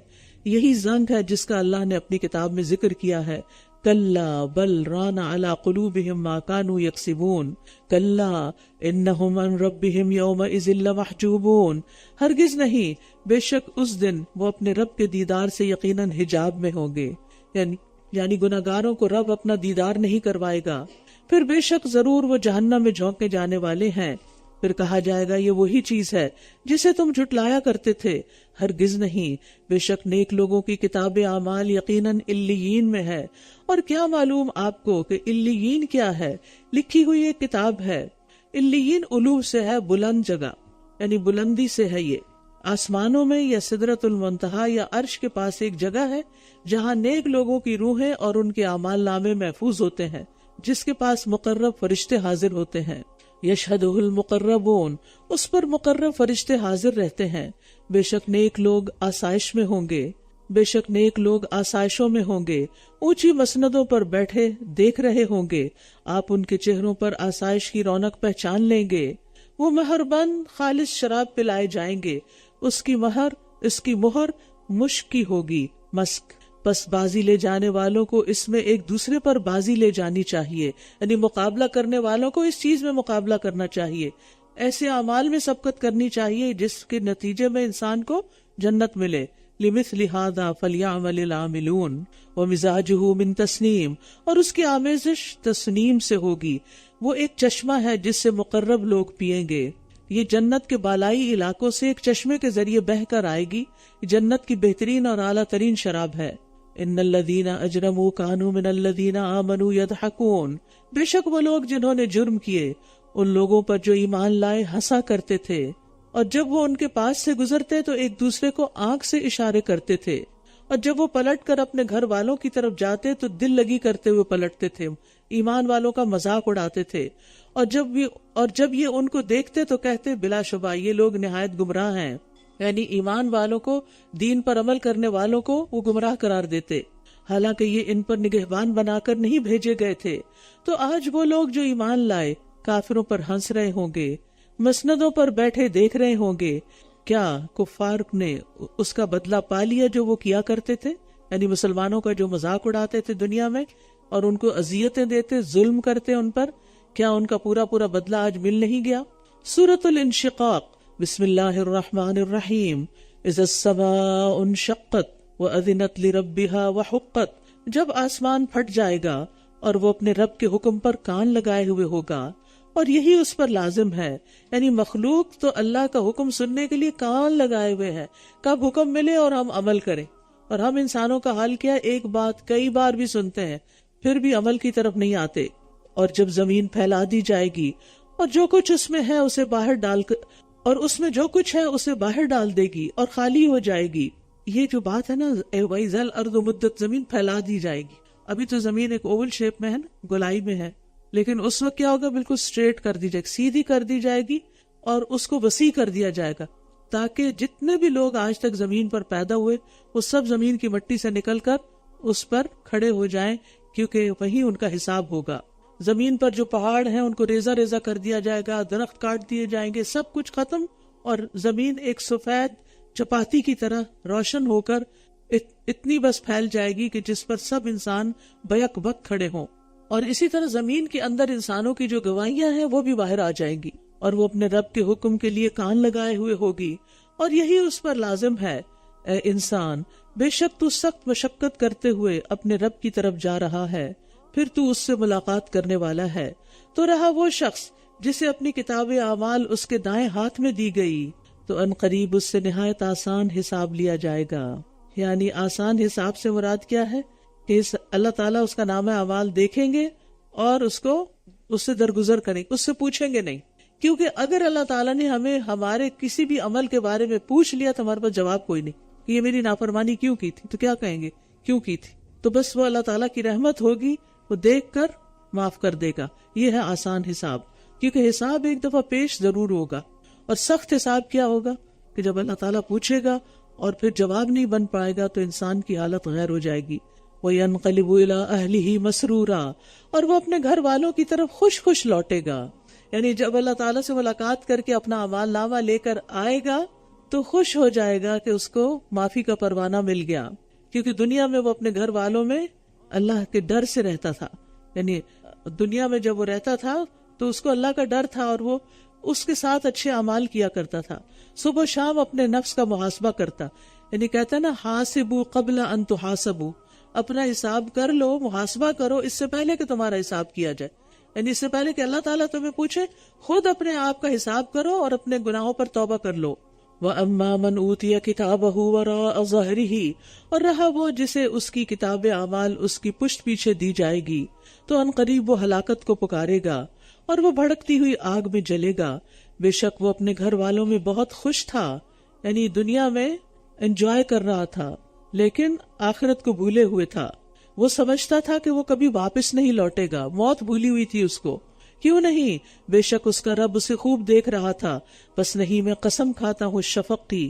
شفق سورج غروب ہونے سے عشاء کے وقت تک جو لائٹ ہوتی ہے اس کو شفق کہتے ہیں، اور وہ بہت جلد پھر غائب ہو جاتی ہے. ایسے انسان کی زندگی ہے، بس ادھر سے آیا اور ادھر گیا. اور رات کی اور اس چیز کی جسے وہ سمیٹ لیتی ہے، اور چاند کی جب وہ پورا ہو جاتا ہے. یقیناً تم ایک حالت سے دوسری حالت میں ضرور چڑھتے جاؤ گے. چاند جس طرح چاند کی منزلیں ہوتی ہیں نا، ایک دن چاند باریک نظر آتا ہے، ہلال کا چاند ہوتا ہے، پھر تھوڑا اور بڑا، پھر آگے بڑا ہوتے ہوتے فل مون، پھر اس کے بعد ڈکلائن شروع ہو جاتا. ایسے انسان کی زندگی ہوتی ہے، ایک سٹیج کے بعد ایک سٹیج، پھر ایک پوری جوانی کے بھرپور مرحلے پر آتا ہے، پھر اس کا ڈکلائن شروع ہو جاتا ہے اور پھر اپنے رب کے پاس پہنچ جاتا ہے. فَمَا لَهُمْ لَا يُؤْمِنُونَ، تو انہیں کیا ہو گیا کہ یہ ایمان نہیں لاتے. وَإِذَا قُرِئَ عَلَيْهِمُ الْقُرْآنُ لَا يَسْجُدُونَ، اور جب قرآن ان پر پڑھا جاتا ہے تو یہ سجدہ نہیں کرتے. بَلِ الَّذِينَ كَفَرُوا يُكَذِّبُونَ، بلکہ جن لوگوں نے کفر کیا وہ جھٹلاتے ہیں، اور اللہ خوب جانتا ہے جو کچھ وہ سمیٹ رہے ہیں یعنی اس دنیا سے. بس انہیں ایک دردناک عذاب کی خوشخبری دے دیجئے، سوائے ان لوگوں کے جو ایمان لائے اور انہوں نے نیک عمل کیے، ان کے لیے کبھی نہ ختم ہونے والا اجر ہے. یہ ہے ایمان کی جزا اور یہ ہے نیک اعمال کا بدلہ. آمنوا وعملوا الصالحات لہم اجر غیر ممنون، کبھی نہ ختم ہونے والا اجر. سورۃ البروج. بسم اللہ الرحمن الرحیم. والسماء ذات البروج، قسم ہے برجوں والے آسمان کی، اور قسم ہے وعدہ کیے گئے دن کی، اور قسم ہے حاضر ہونے والے کی، اور جس کے پاس حاضر ہوا جائے. خندقوں والے ہلاک کر دیے گئے. وہ ایندھن والی ایک آگ تھی جب وہ لوگ اس کے پاس بیٹھے ہوئے تھے. یعنی ایک کافر بادشاہ نے ایمان والوں کے لیے بہت بڑی خندق کھدوائی اور اسے آگ سے بھر دیا اور ان سب کو اس میں پھینکا، اور پھر وہ اور اس کے حواری جو تھے وہ نظارہ کر رہے تھے اور انجوائے کر رہے تھے کہ دیکھ لیا ان ایمان والوں نے اپنے ایمان کا مزہ. اور اس میں کہا جاتا ہے کہ ایک عورت اپنے چھوٹے بچے کی وجہ سے کودنے سے گریز کرے گی تو بچہ کہے گا، بچہ بول پڑے گا. دنیا میں جتنے بچے بولے ہیں ان کے ناموں میں سے اس کا نام بھی آتا ہے کہ وہ کہے گا کہ نہیں تم بھی کود جاؤ. اور اللہ کی خاطر جو رسک لے لیتا ہے اللہ تعالیٰ اس کو پار لگاتا ہے. جیسے ابراہیم علیہ السلام کو آگ میں پھینکا گیا اور اللہ نے ان کے لیے آگ کو ٹھنڈا کر دیا، سلامتی والا کر دیا. اور جو کچھ وہ مومنوں کے ساتھ کر رہے تھے اس پر گواہ تھے، اسے دیکھ رہے تھے، اور انہوں نے ان سے محض اس بات پہ انتقام لیا کہ وہ اس اللہ پر ایمان لائے تھے جو بہت زبردست خوب تعریف والا ہے، یعنی ان کا اس کے سوا کوئی قصور نہیں تھا، وہ ٹیررسٹ نہیں تھے، انہوں نے کوئی غلط کام نہیں کیا تھا، لیکن لا الہ الا اللہ پڑھنے والے تھے، انہیں کلمہ پڑھنے کی سزا دی گئی، وہ کہ جس کے لیے آسمانوں اور زمین کی بادشاہت ہے اور اللہ ہر چیز پر گواہ ہے۔ بے شک جن لوگوں نے مومن مردوں اور مومن عورتوں کو آزمائش میں ڈالا پھر انہوں نے توبہ بھی نہ کی تو ان کے لیے جہنم کا عذاب ہے اور ان کے لیے جلنے کا عذاب ہے۔ یعنی جو لوگ مومنوں کو تکلیف دیتے ہیں ان کے لیے پھر وہاں اسی طرح کی تکلیفیں رکھی گئی ہیں۔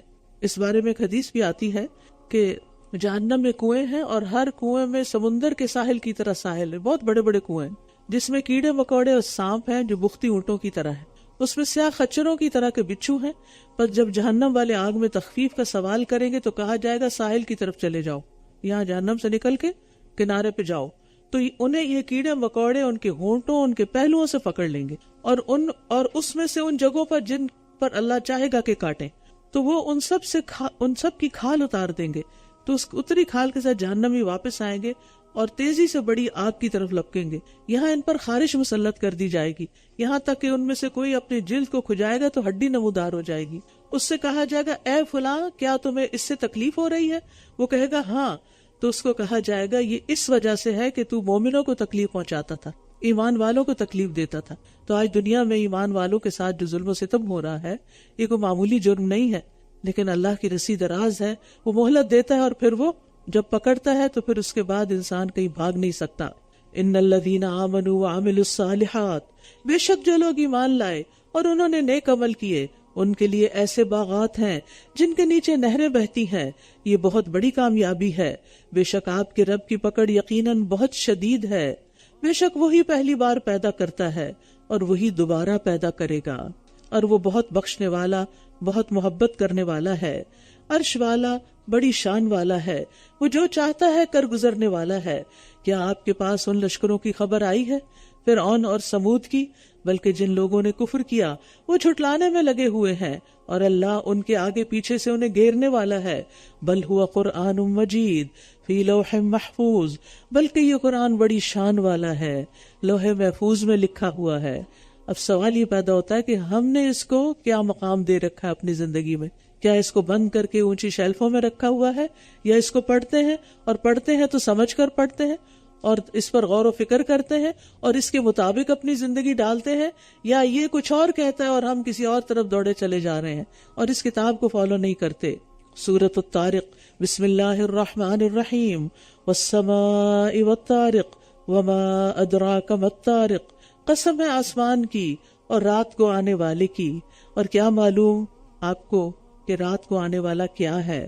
طارق کہتے ہیں کھٹکھٹانے والے کو، اور یہاں مراد ستارہ ہے۔ النجم الثاقب، وہ چمکتا ہوا ستارہ ہے۔ کوئی شخص ایسا نہیں جس پر ایک حفاظت کرنے والا نہ ہو، یعنی ہر انسان پر نگران فرشتے مقرر ہیں۔ بس انسان کو دیکھنا چاہیے کہ وہ کس چیز سے پیدا کیا گیا۔ وہ ایک اچھلنے والے پانی سے پیدا کیا گیا ہے جو پیٹھ اور سینے کی ہڈیوں کے درمیان سے نکلتا ہے، پیٹھ مرد کی اور سینہ عورت کا۔ بے شک وہ اس کو لوٹانے پر بھی یقیناً قادر ہے، یعنی اللہ ہی نے پیدا کیا اور اللہ ہی واپس لے جائے گا اور دوبارہ پیدا کرے گا، جس دن تمام رازوں کی جانچ پڑتال کی جائے گی، یعنی سیکرٹس بھی سامنے لے آئے جائیں گے، یا انسان کے وہ اعمال جو دنیا میں ایک راز بن کے رہ گئے۔ کئی چیزیں ایسی ہوتی ہیں نا جو دنیا میں کھلتی نہیں، کتابیں بند ہو جاتی ہیں، اور پھر سب سے بڑھ کر یہ کہ ہم ظاہر میں ایک کام کر رہے ہوتے ہیں اور دل میں ہماری نیت اور خواہش اور ارادہ کچھ اور ہوتا ہے۔ اب لوگوں کو تو ہمارا ظاہر نظر آ رہا ہوتا ہے اور وہ ظاہر پہ ہماری بڑی تعریفیں کر رہے ہوتے ہیں کہ بہت اچھا کر رہے ہو، بہت خوب، ویری گڈ، لیکن ہم نے کس نیت سے کیا اس کو، ہمارے دل میں کیا چل رہا تھا، وہ دنیا میں نہیں پتہ چلتا۔ لیکن قیامت کے دن وہ سینوں کے راز بھی سامنے آ جائیں گے۔ یوم تبلی السرائر، سب کھل جائے گا، کس غرض سے کیا، کس نیت سے کیا، کس مقصد سے کیا۔ ساری دنیا سے انسان جن چیزوں کو چھپائے ہوئے ہوگا وہ سامنے کھل کر آ جائے گی، کیونکہ جو بیج اس نے دنیا میں بویا تھا اسی کے مطابق قیامت کے دن اس کی فصل لگے گی۔ تو اس کے پاس نہ کوئی قوت ہوگی نہ کوئی مددگار کہ کوئی کام آئے وہاں اس کو چھڑائے بچائے۔ والسماء ذات الرجع، آسمان کی قسم جو بار بار بارش لاتا ہے۔ والارض ذات الصدع، اور پھٹنے والی زمین کی قسم بے شک یہ قرآن یقیناً ایک فیصلہ کن بات ہے. انہ لقول فصل، فیصلہ اس کے مطابق ہوگا. لوگوں کے اعمال اس کے مطابق پرکھے جائیں گے کہ اس کے مطابق ہے یا اس کے مطابق نہیں. مطابق ہوئے تو ایکسپٹڈ، نہیں ہوئے تو ریجیکٹڈ. اور یہ کوئی ہنسی مذاق نہیں ہے، یہ قرآن کوئی ہنسی مذاق کی چیز نہیں ہے کہ اس کی آیتوں کے لطیفے بنا لیے جائیں. انہم یکیدون کیدا، بے شک وہ ایک چال چل رہے ہیں، بے شک یہ ایک چال چل رہے ہیں. وَأَكِيدُ كَيْدًا، اور میں بھی ایک تدبیر کر رہا ہوں. دیکھیے پھر کامیاب کون ہوتا ہے. فَمَهِّلِ الْكَافِرِينَ أَمْهِلْهُمْ رُوَيْدًا، بس آپ کافروں کو مہلت دے دیجئے، تھوڑی سی مہلت. یعنی بس یہ نبی صلی اللہ علیہ وسلم کے مقابلے پر جو آپ کا انکار کر رہے تھے، یعنی کافر وہ لوگ تھے کہ جنہوں نے نبی صلی اللہ علیہ وسلم کی بات کا انکار کیا تھا، تو ان کو تھوڑی سی مہلت دو، پھر دیکھتے ہیں کہ دنیا میں ہی انجام دونوں فریقوں کا کیا ہوتا ہے، اور آخرت کا تو خیر ہوگا ہی. سورۃ الاعلیٰ. رسول اللہ صلی اللہ علیہ وسلم عیدین اور جمعہ میں سبح اسم ربک الاعلیٰ اور ہل اتاک حدیث الغاشیہ پڑھتے، اور عید اور جمعہ ایک ہی دن اکٹھے ہو جاتے تو بھی آپ یہی دونوں صورتیں ان دونوں نمازوں میں پڑھتے. یعنی اتنی امپورٹنٹ صورتیں ہیں یہ. اور اسی طرح ظہر کی نماز میں بھی پڑھتے تھے. اگر آپ کو یاد ہے تو اس سنت پر عمل کر لیجیے. بسم اللہ الرحمن الرحیم. سبح اسم ربک الاعلیٰ، تسبیح کیجیے اپنے رب کے نام کی جو سب سے بلند ہے. وہ جس نے پیدا کیا پھر اس نے درست کیا، اور وہ جس نے اندازہ کیا پھر اس نے ہدایت بخشی، اور وہ جس نے زمین سے چارہ نکالا پھر اس نے اسے سیاہ کوڑا کرکٹ کر دیا. ان قریب ہم آپ کو پڑھا دیں گے، پھر آپ نہیں بھولیں گے. کیونکہ آپ پر جب وہی نازل ہوتی تو آپ تیز تیز پڑھنے لگ جاتے کہ کہیں بھول نہ جائیں، تو آپ کو اس سے منع کیا گیا. الا ما شاء اللہ، مگر جو اللہ چاہے. بے شک وہ ظاہر کو جانتا ہے اور اس کو بھی جو پوشیدہ ہے، اور ہم آپ کو آسانی کی طرف سہولت دیں گے. بس آپ نصیحت کیجئے اگر نصیحت کرنا فائدہ مند ہو. ان قریب وہ نصیحت قبول کر لے گا جو ڈرتا ہے، اور سب سے زیادہ بدبخت اس سے اجتناب کرے گا وہ جو بہت بڑی آگ میں جلے گا. ثم لا يموت فيها ولا يحيا، اس آگ میں حال کیا ہوگا؟ پھر وہ اس میں نہ مرے گا اور نہ جیے گا. یقیناً وہ فلاح پا گیا جو پاک ہوا اور اس نے اپنے رب کا نام لیا، اور اس نے اپنے رب کا نام یاد کیا پھر نماز پڑھی. یہاں آپ دیکھیے اللہ کے ذکر اور نماز سے پہلے تزکیہ نفس کا ذکر ہے، پاکیزگی کا ذکر ہے، کیونکہ سارے اعمال کی قبولیت کی بنیاد ہی پاکیزگی ہے. ظاہری اعمال، وضو نہیں ہو تو نماز نہیں ہوتی، آپ پاک نہ ہو تو آپ کا روزہ نہیں ہوگا، یعنی پیریڈز میں روزہ نہیں ہوتا.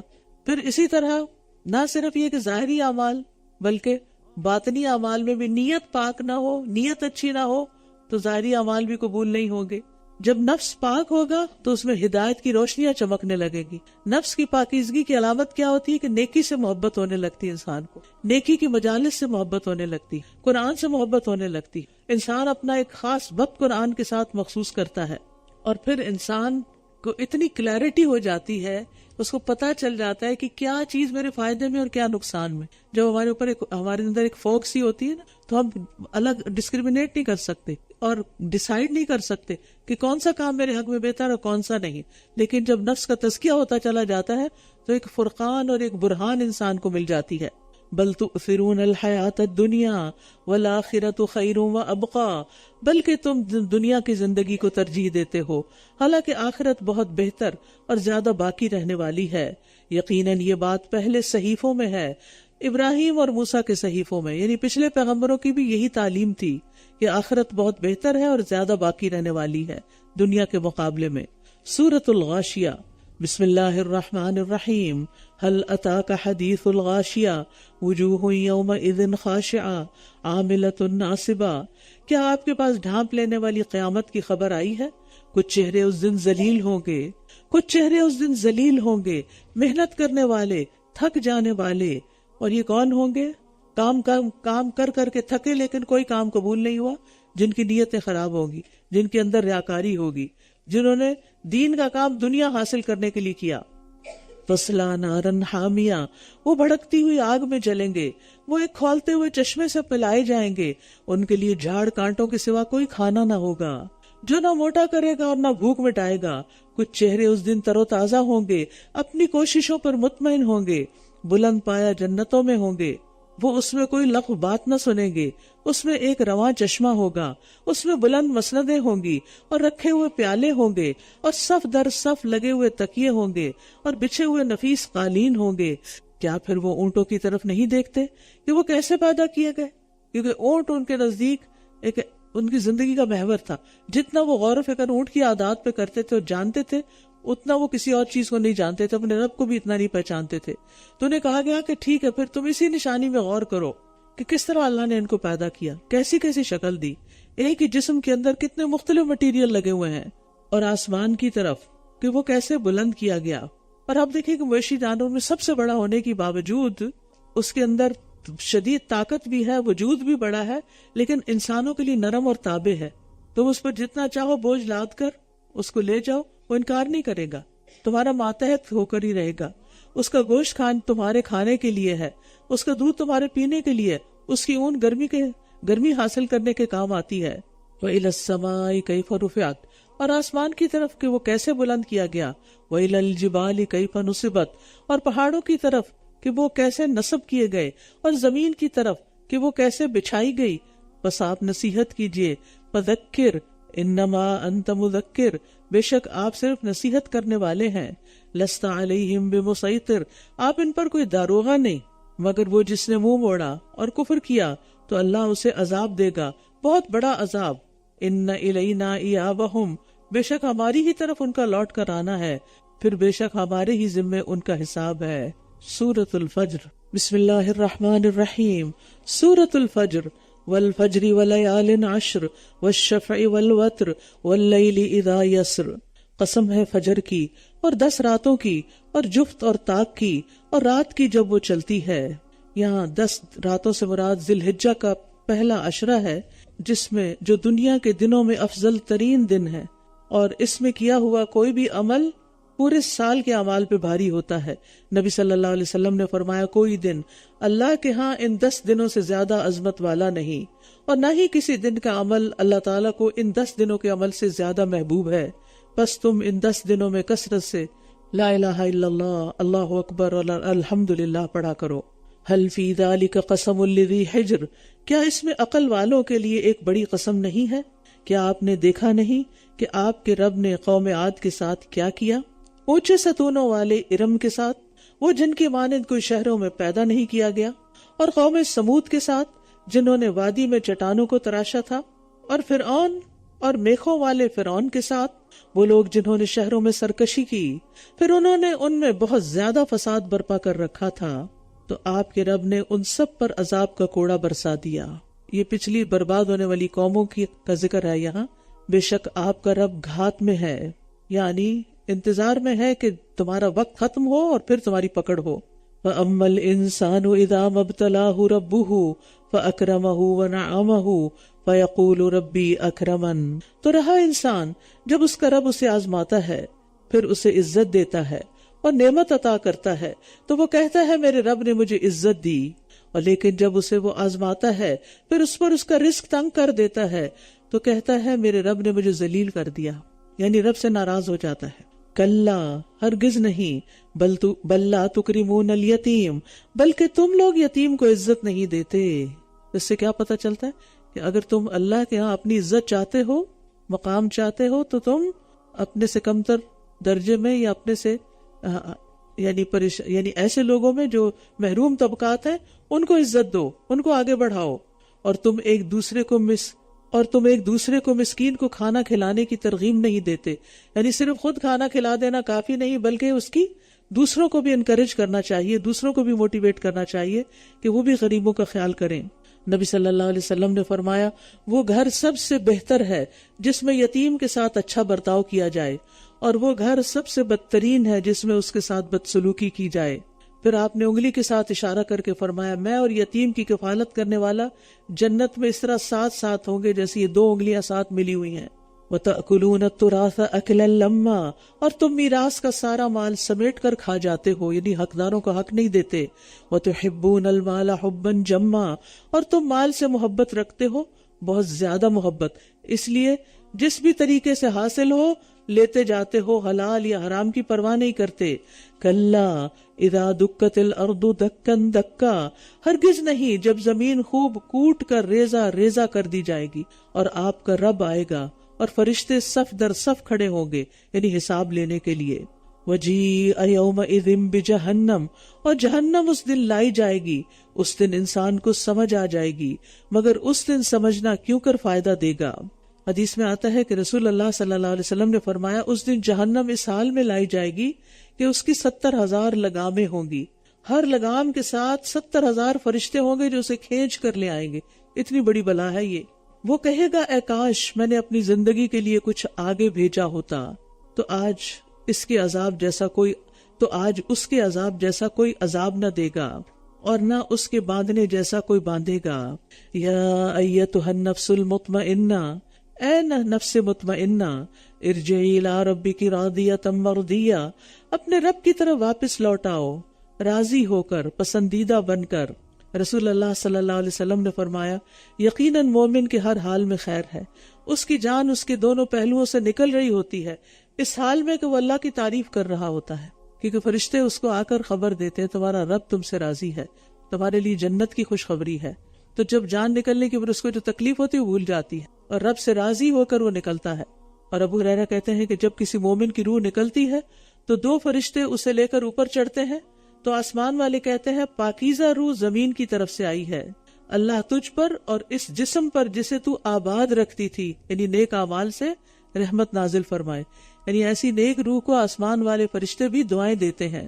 فادخلی فی عبادی، حکم ہوگا پس میرے خاص بندوں میں داخل ہو جاؤ، علیین میں آؤ، اور وادخلی جنتی، اور میری جنت میں داخل ہو جاؤ.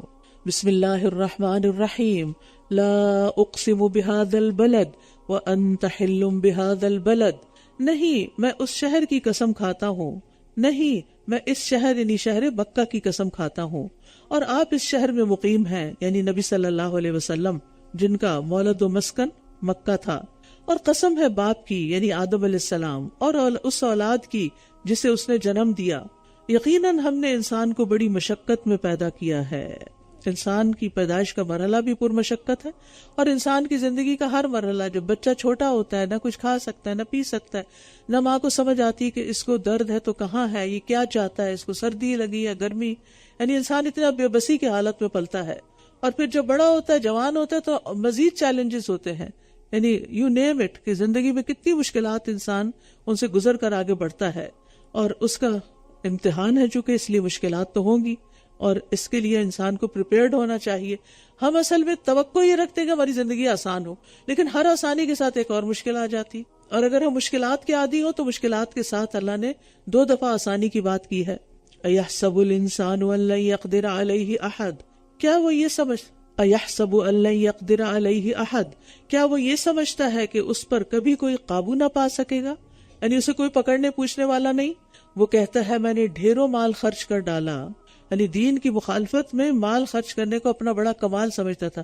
جیسے ابو لہب کی بیوی، اس کا بڑا قیمتی ہار تھا جو اس کو پکڑ کے قسم کھا کے کہتی تھی یہ محمد کی مخالفت میں خرچ کر دوں گی. اَيَحْسَبُ أَن لَّمْ يَرَهُ أَحَدٌ، کیا وہ سمجھتا ہے، کیا وہ یہ سمجھتا ہے کہ اسے کسی نے دیکھا نہیں، کیا ہم نے اس کے لیے 2 آنکھیں نہیں بنائی اور 1 زبان اور 2 ہونٹ، اور ہم نے اسے دونوں راستے دکھا دیے، یعنی خیر اور شر کے دونوں کے، ایمان کے بھی اور کفر کے بھی، سعادت کے بھی اور بدبختی کے بھی.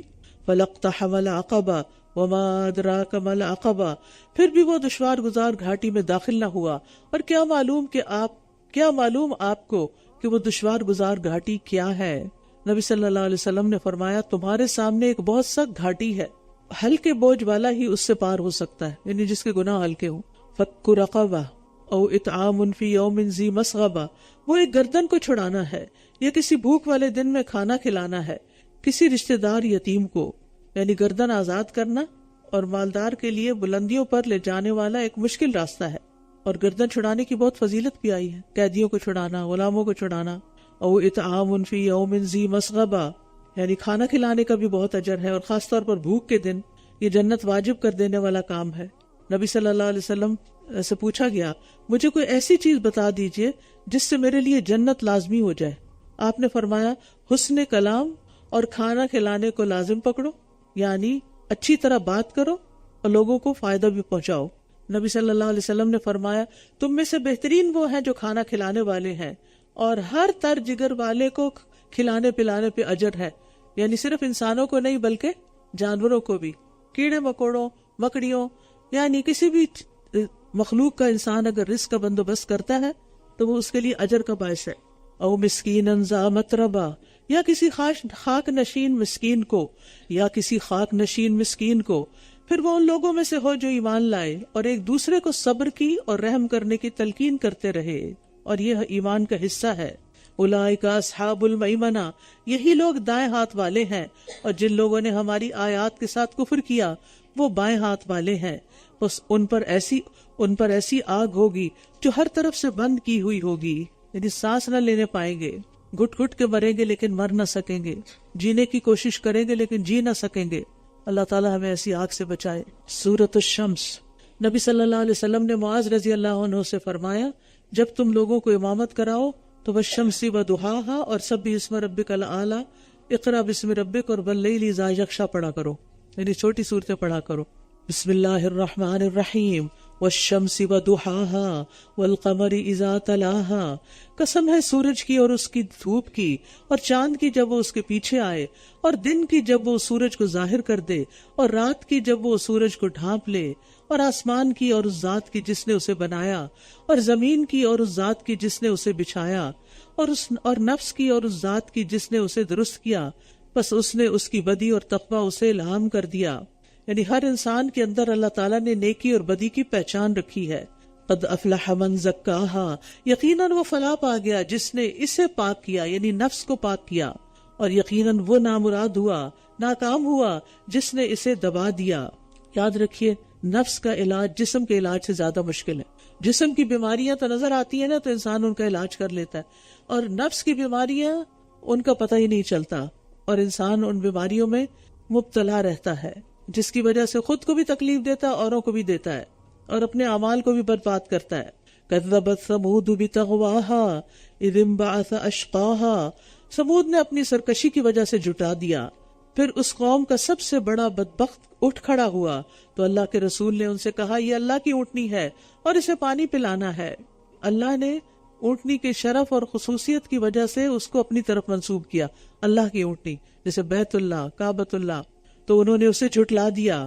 پھر اس اونٹنی کی کونچیں کاٹ دی تو ان کے گناہوں کی پاداش میں ان کے رب نے ان پر ہلاکت ڈالی، پھر ان سب پر اس بستی کو برابر کر دیا، اور وہ اس کے تباہ کن انجام سے نہیں ڈرتا۔ سورۃ اللیل، بسم اللہ الرحمن الرحیم، واللیل اذا یغشی والنہار اذا تجلی، قسم ہے رات کی جب وہ چھا جائے اور دن کی جب وہ روشن ہو جائے، اور اس ذات کی جس نے نر اور مادہ کو پیدا کیا۔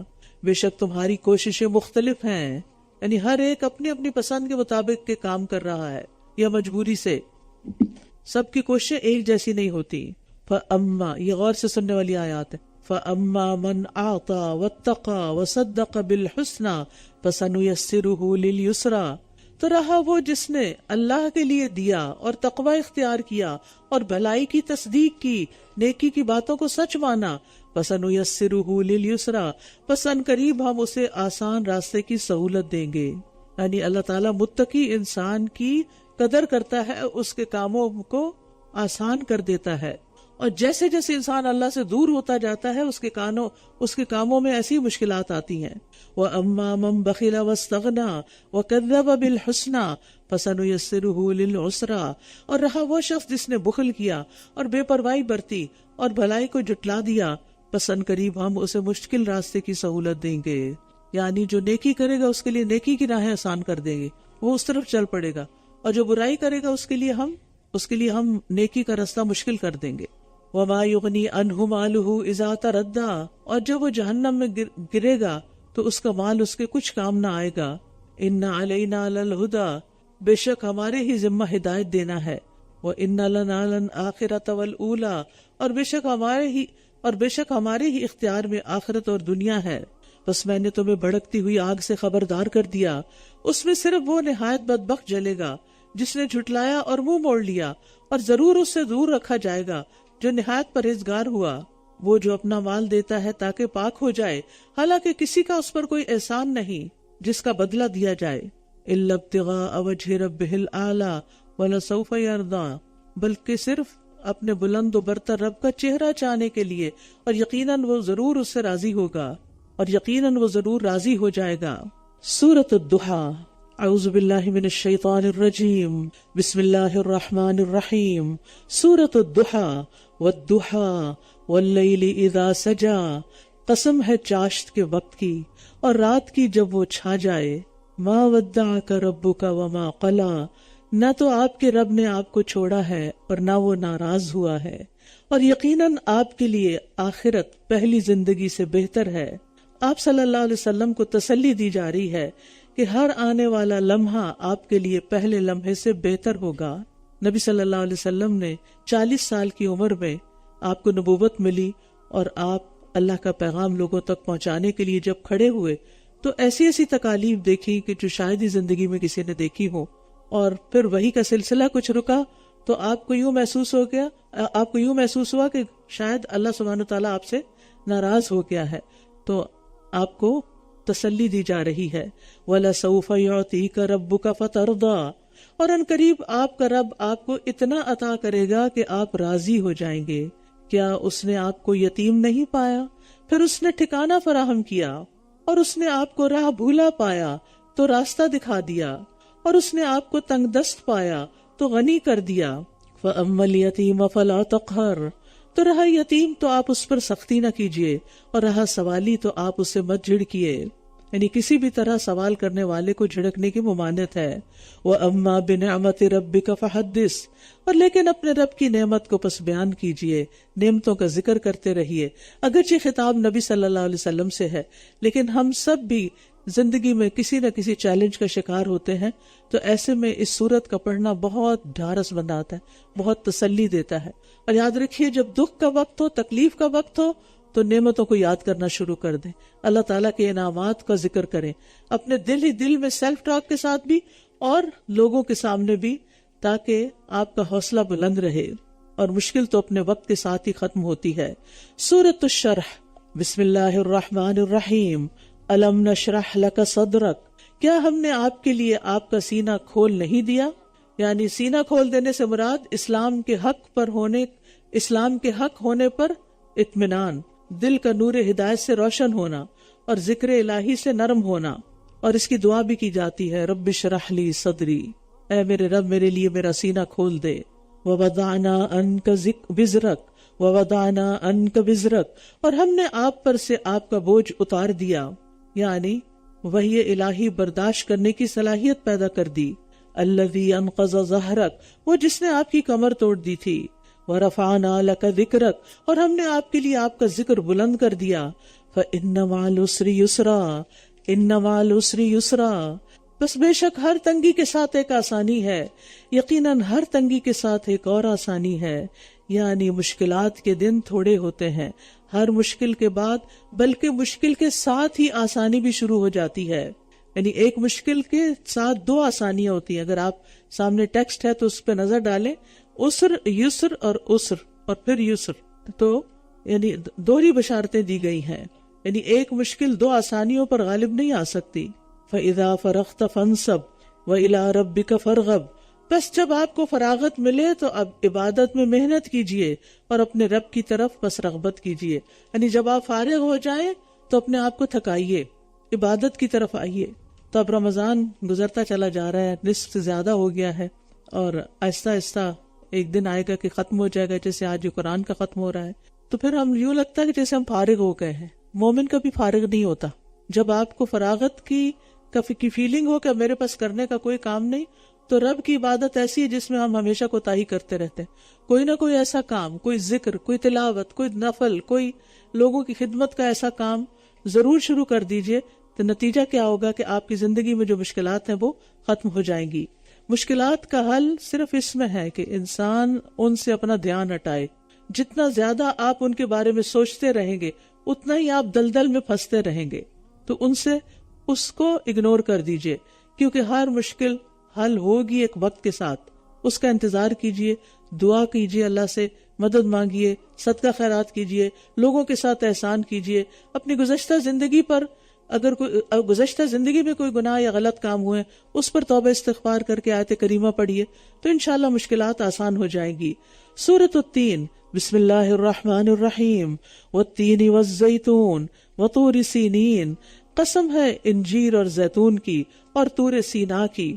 اللہ تعالیٰ نے ان دو پھلوں کی قسم کھائی ہے کیونکہ ان دونوں کے بے شمار فوائد ہیں، اور یہ دونوں درخت ارض شام یعنی فلسطین میں جو حضرت عیسیٰ علیہ السلام کی نبوت اور رہنے کی جگہ تھی وہاں کثرت سے پیدا ہوتے ہیں، اور اس علاقے کی طرف اشارہ ہے.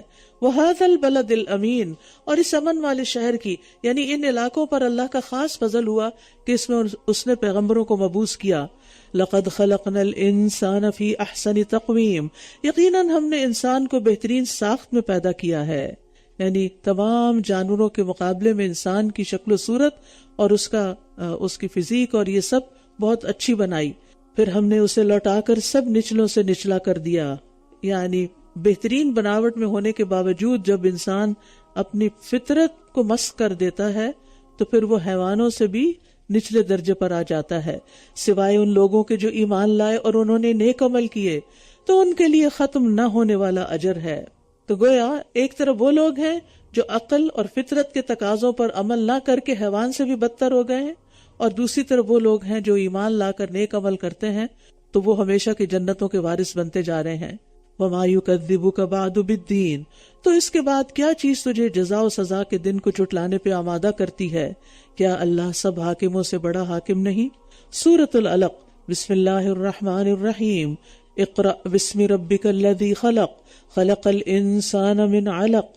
پڑھیے اپنے رب کے نام سے جس نے پیدا کیا، اس نے انسان کو ایک جمے ہوئے خون سے پیدا کیا. پڑھیے اور آپ کا رب سب سے زیادہ کرم والا ہے، وہ جس نے قلم کے ذریعے تعلیم دی. جیسے کہ آپ سب جانتے ہیں کہ یہ نازل ہونے والی پہلی وحی ہے، اور اس پہلی وحی میں اللہ سبحانہ وتعالی انسان کی تخلیق کے جو ایمبریولوجی ہے اس کے بارے میں آپ کو رہنمائی دے رہے ہیں. انسان کی تخلیق کیسے ہوئی اور پیدا ہونے کے بعد سب سے معزز کام کیا ہے؟ پڑھنا لکھنا. اقرأ وربک الاکرم. پڑھیے اور آپ کا رب سب سے زیادہ عزت والا ہے، کرم والا ہے. وہ رب الذی علم بالقلم، جس نے قلم کے ساتھ علم سکھایا. تو انسان کی عزت و شرف علم سے ہے، اور انسان کو وہ سکھایا جو وہ نہیں جانتا تھا. علم الانسان ما لم یعلم. علم تو بہت سے ہے، لیکن اپنے بارے میں جاننا اور اپنی آخرت اور انجام کے بارے میں جاننا یہ نہایت اہم علم ہے جو ہمیں صرف قرآن و سنت سے ملتا ہے. اسی لیے رسول اللہ صلی اللہ علیہ وسلم نے فرمایا من یرد اللہ بہ خیرا یفقہہ فی الدین. اللہ جس کے ساتھ بھلائی کا ارادہ کرتا ہے اسے دین کی سمجھ دے دیتا ہے. یعنی بھلائی کا ارادہ کس اعتبار سے کہ اس کی پھر آگے کی زندگی کامیاب زندگی ہوتی ہے. اور طالب علم کے لیے تو فرشتے بھی اپنے پر بچھاتے ہیں. یعنی اللہ سبحانہ وتعالیٰ نے ایسی عزت دی ہے علم کے لیے نکلنے والوں کو. کلا ان الانسان لیطغی. ہرگز نہیں، بے شک انسان یقیناً سرکشی کرتا ہے. الرآہ استغنی. کیونکہ وہ خود کو بے نیاز دیکھتا ہے. بے شک آپ کے رب ہی کی طرف پلٹنا ہے. کیا آپ نے دیکھا اس شخص کو؟ یعنی بے نیازی کہاں کام آئے گی؟ انسان بے نیاز ہو نہیں سکتا، وہ تو موت کے دائرے میں گرا ہوا ہے. ہم ایک سرکل کے اندر ہیں، وہ جو دائرے کے اندر ہے جو تنگ ہوتا جا رہا ہے، اور ایک دن وہ دبوچ کے لے جائے گا تو اور رب کے سامنے جا حاضر ہوں گے. کیا آپ نے دیکھا اس شخص کو جو روکتا ہے؟ ابو جہل کی طرف اشارہ ہے. ایک بندے کو جب وہ نماز پڑھتا ہے، نبی صلی اللہ علیہ وسلم کی طرف اشارہ ہے. ارأیت ان کان علی الہدی. کیا آپ نے دیکھا اگر وہ ہدایت پر ہوا یا اس نے تقوی کا حکم دیا ہو؟ کیا آپ نے دیکھا کہ اگر اس نے حق کو جھٹلایا ہو اور منہ موڑا ہو؟ یعنی ایک تو حق کی طرف بلا رہا ہے اور دوسرا اس سے منہ موڑ رہا ہے. کیا وہ نہیں جانتا کہ بے شک اللہ دیکھ رہا ہے؟ کیونکہ ایک دفعہ نبی صلی اللہ علیہ وسلم نماز پڑھ رہے تھے تو ابو جہل نے ارادہ کیا کہ آپ کے اوپر حملہ کر دے، لیکن جو ہی آگے بڑھا تو آگ کے شعلے نظر آئے. کلا لئن لم ینتہی لنصفعا بالناصیہ. ہرگز نہیں، یقیناً اگر وہ باز نہ آیا تو ہم ضرور اسے پیشانی کے بالوں سے گھسیٹیں گے، وہ پیشانی جو جھوٹی اور خطا کار ہے. فلیدع نادیہ. بس وہ اپنی مجلس والوں کو بلا لے، ان قریب ہم دوزخ کے فرشتوں کو بلا لیں گے. ہرگز نہیں، آپ اس کا کہنا نہ مانیے اور سجدہ کیجیے اور قریب ہو جائیے، کیونکہ سجدے کی حالت میں انسان سب سے زیادہ اپنے رب کے قریب ہوتا ہے. اور انسان کو سجدوں سے ہی درجات میں بلندی ملتی ہے. اس لیے فرض نمازیں تو اپنی جگہ ہیں ہی، لیکن اس کے ساتھ ساتھ نوافل کا بھی اہتمام کیجیے. اور رمضان میں آپ دیکھیں ایکسٹرا نوافل کی عادت ہو جاتی ہے، رمضان کے بعد اس عادت کو نہ چھوڑیے. سورۃ القدر، انا انزلناہ فی لیلۃ القدر، بے شک ہم نے اسے یعنی قرآن کو شب قدر میں نازل کیا، عظمت والی رات میں نازل کیا. وما ادراک ما لیلۃ القدر، اور آپ کو کیا معلوم کہ شب قدر کیا ہے. لیلۃ القدر خیر من الف شہر، شب قدر 1000 مہینوں سے بہتر ہے. کیوں؟ اس لیے کہ اس میں قرآن نازل ہوا تھا. رمضان کی فضیلت کیوں ہے؟ شہر رمضان الذی انزل فیہ القرآن، کیونکہ اس مہینے میں قرآن نازل ہوا تھا. مکہ کی فضیلت کیوں ہے؟ کیونکہ وہاں نبی صلی اللہ علیہ وسلم مبعوث ہوئے اور ان پر قرآن کے نزول کا آغاز ہوا. اس امت کی فضیلت کیوں ہے؟ کیونکہ یہ حامل قرآن ہے. تو اس قرآن کے ساتھ ہر قدم پر برکتیں ہی برکتیں ہیں. تو آخر اس انسان کے درجے کیوں نہیں بلند ہوں گے جو اس قرآن سے محبت کرے گا اور اس کے ساتھ اپنی زندگی بسر کرے گا اور اپنی زندگی کو اس کی روشنی میں گزارے گا. تنزل الملائکۃ والروح فیہا بإذن ربہم من کل امر، اس میں فرشتے اور روح القدس اپنے رب کے اذن سے ہر حکم لے کر اترتے ہیں. یہ رات سراسر سلامتی ہے فجر طلوع ہونے تک. اور ہم جانتے ہیں کہ یہ رات رمضان کی آخری راتوں میں ہوتی ہے، آخری 10 دنوں میں سے ایک رات ہوتی ہے. زیادہ تر روایتیں 27ویں کی طرف جاتی ہیں، لیکن آپ نے اس کو ہر طاق رات میں تلاش کرنے کے لیے حکم دیا ہے. آخری عشرہ رمضان کا بہت ہی اہم ہے. نبی صلی اللہ علیہ وسلم سب کام چھوڑ کر اس میں اعتکاف کیا کرتے تھے اور خود بھی جاگتے اور اپنے گھر والوں کو بھی جگاتے تھے، یعنی راتوں کی عبادت کیا کرتے تھے. تو اس لیے آخری عشرہ شروع ہونے سے پہلے پھر ایک دفعہ پلاننگ کر لیجئے کہ آپ نے ان راتوں کی عبادت کیسے کرنی ہے، کیونکہ ایسا نہ ہو کہ شروع ہو جائے اور ہمارے پاس کوئی پلاننگ نہ ہو اور ہم اپنا وقت ضائع کر دیں ادھر ادھر گھومتے پھرتے کہ کس مسجد میں جانا ہے، کہاں بیٹھنا ہے، تراویح اور قیام کہاں کرنا ہے. تو اس کے لیے پہلے سے پریپیئرڈ ہوں اور اس کے لیے خوب محنت کریں. ان راتوں میں رسول اللہ صلی اللہ علیہ وسلم عام دنوں کی نسبت آخری عشرے میں خوب محنت اور کوشش کرتے تھے.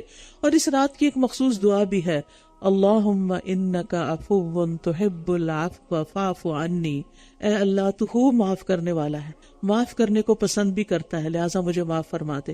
آپ کو معلوم ہے کہ جبریل علیہ السلام ایک دفعہ نبی صلی اللہ علیہ وسلم کے پاس آئے. آپ نے پہلی سیڑھی پر قدم رکھا تو کہا آمین، دوسری پہ رکھا، تیسری پہ رکھا. تو لوگوں نے فرشتے کو تو نہیں دیکھا لیکن آپ سن رہے تھے کہ جبریل کیا کہہ رہے ہیں. تو لوگوں نے عرض کیا کہ آپ نے کس بات پہ آمین کہا؟ تو آپ نے 3 باتیں فرمائی، جن میں سے ایک یہ تھی کہ جو شخص رمضان کا مہینہ پائے اور اپنے گناہ نہ بخشوا سکے اس پر اللہ کی فرشتوں کی ساری مخلوق کی لعنت.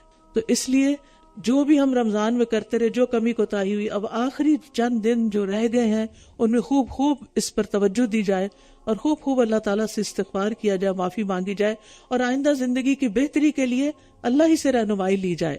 سورۃ البینہ، لم یکن الذین کفروا من اہل الکتاب والمشرکین منفکین حتی تأتیہم البینہ. اہل کتاب اور مشرکین میں سے جن لوگوں نے کفر کیا باز آنے والے نہ تھے یہاں تک کہ ان کے پاس واضح دلیل نہ آ جائے، اللہ کی طرف سے ایک رسول جو پاکیزہ صحیفے پڑھ کر سنائے جن میں درست تحریریں ہیں.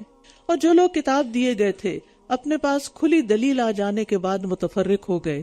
یعنی نبی صلی اللہ علیہ وسلم کے زمانے میں جو اہل کتاب تھے یہود و نصارہ، انہوں نے ایمان لانے سے انکار کیا اور آپس میں بھی اختلاف کیا، حالانکہ وہ یہی حکم دیے گئے تھے کہ وہ یکسو ہو کر دین کو اللہ کے لیے خالص کرتے ہوئے عبادت کریں اور نماز قائم کریں اور زکوٰۃ ادا کریں، اور یہی درست دین ہے.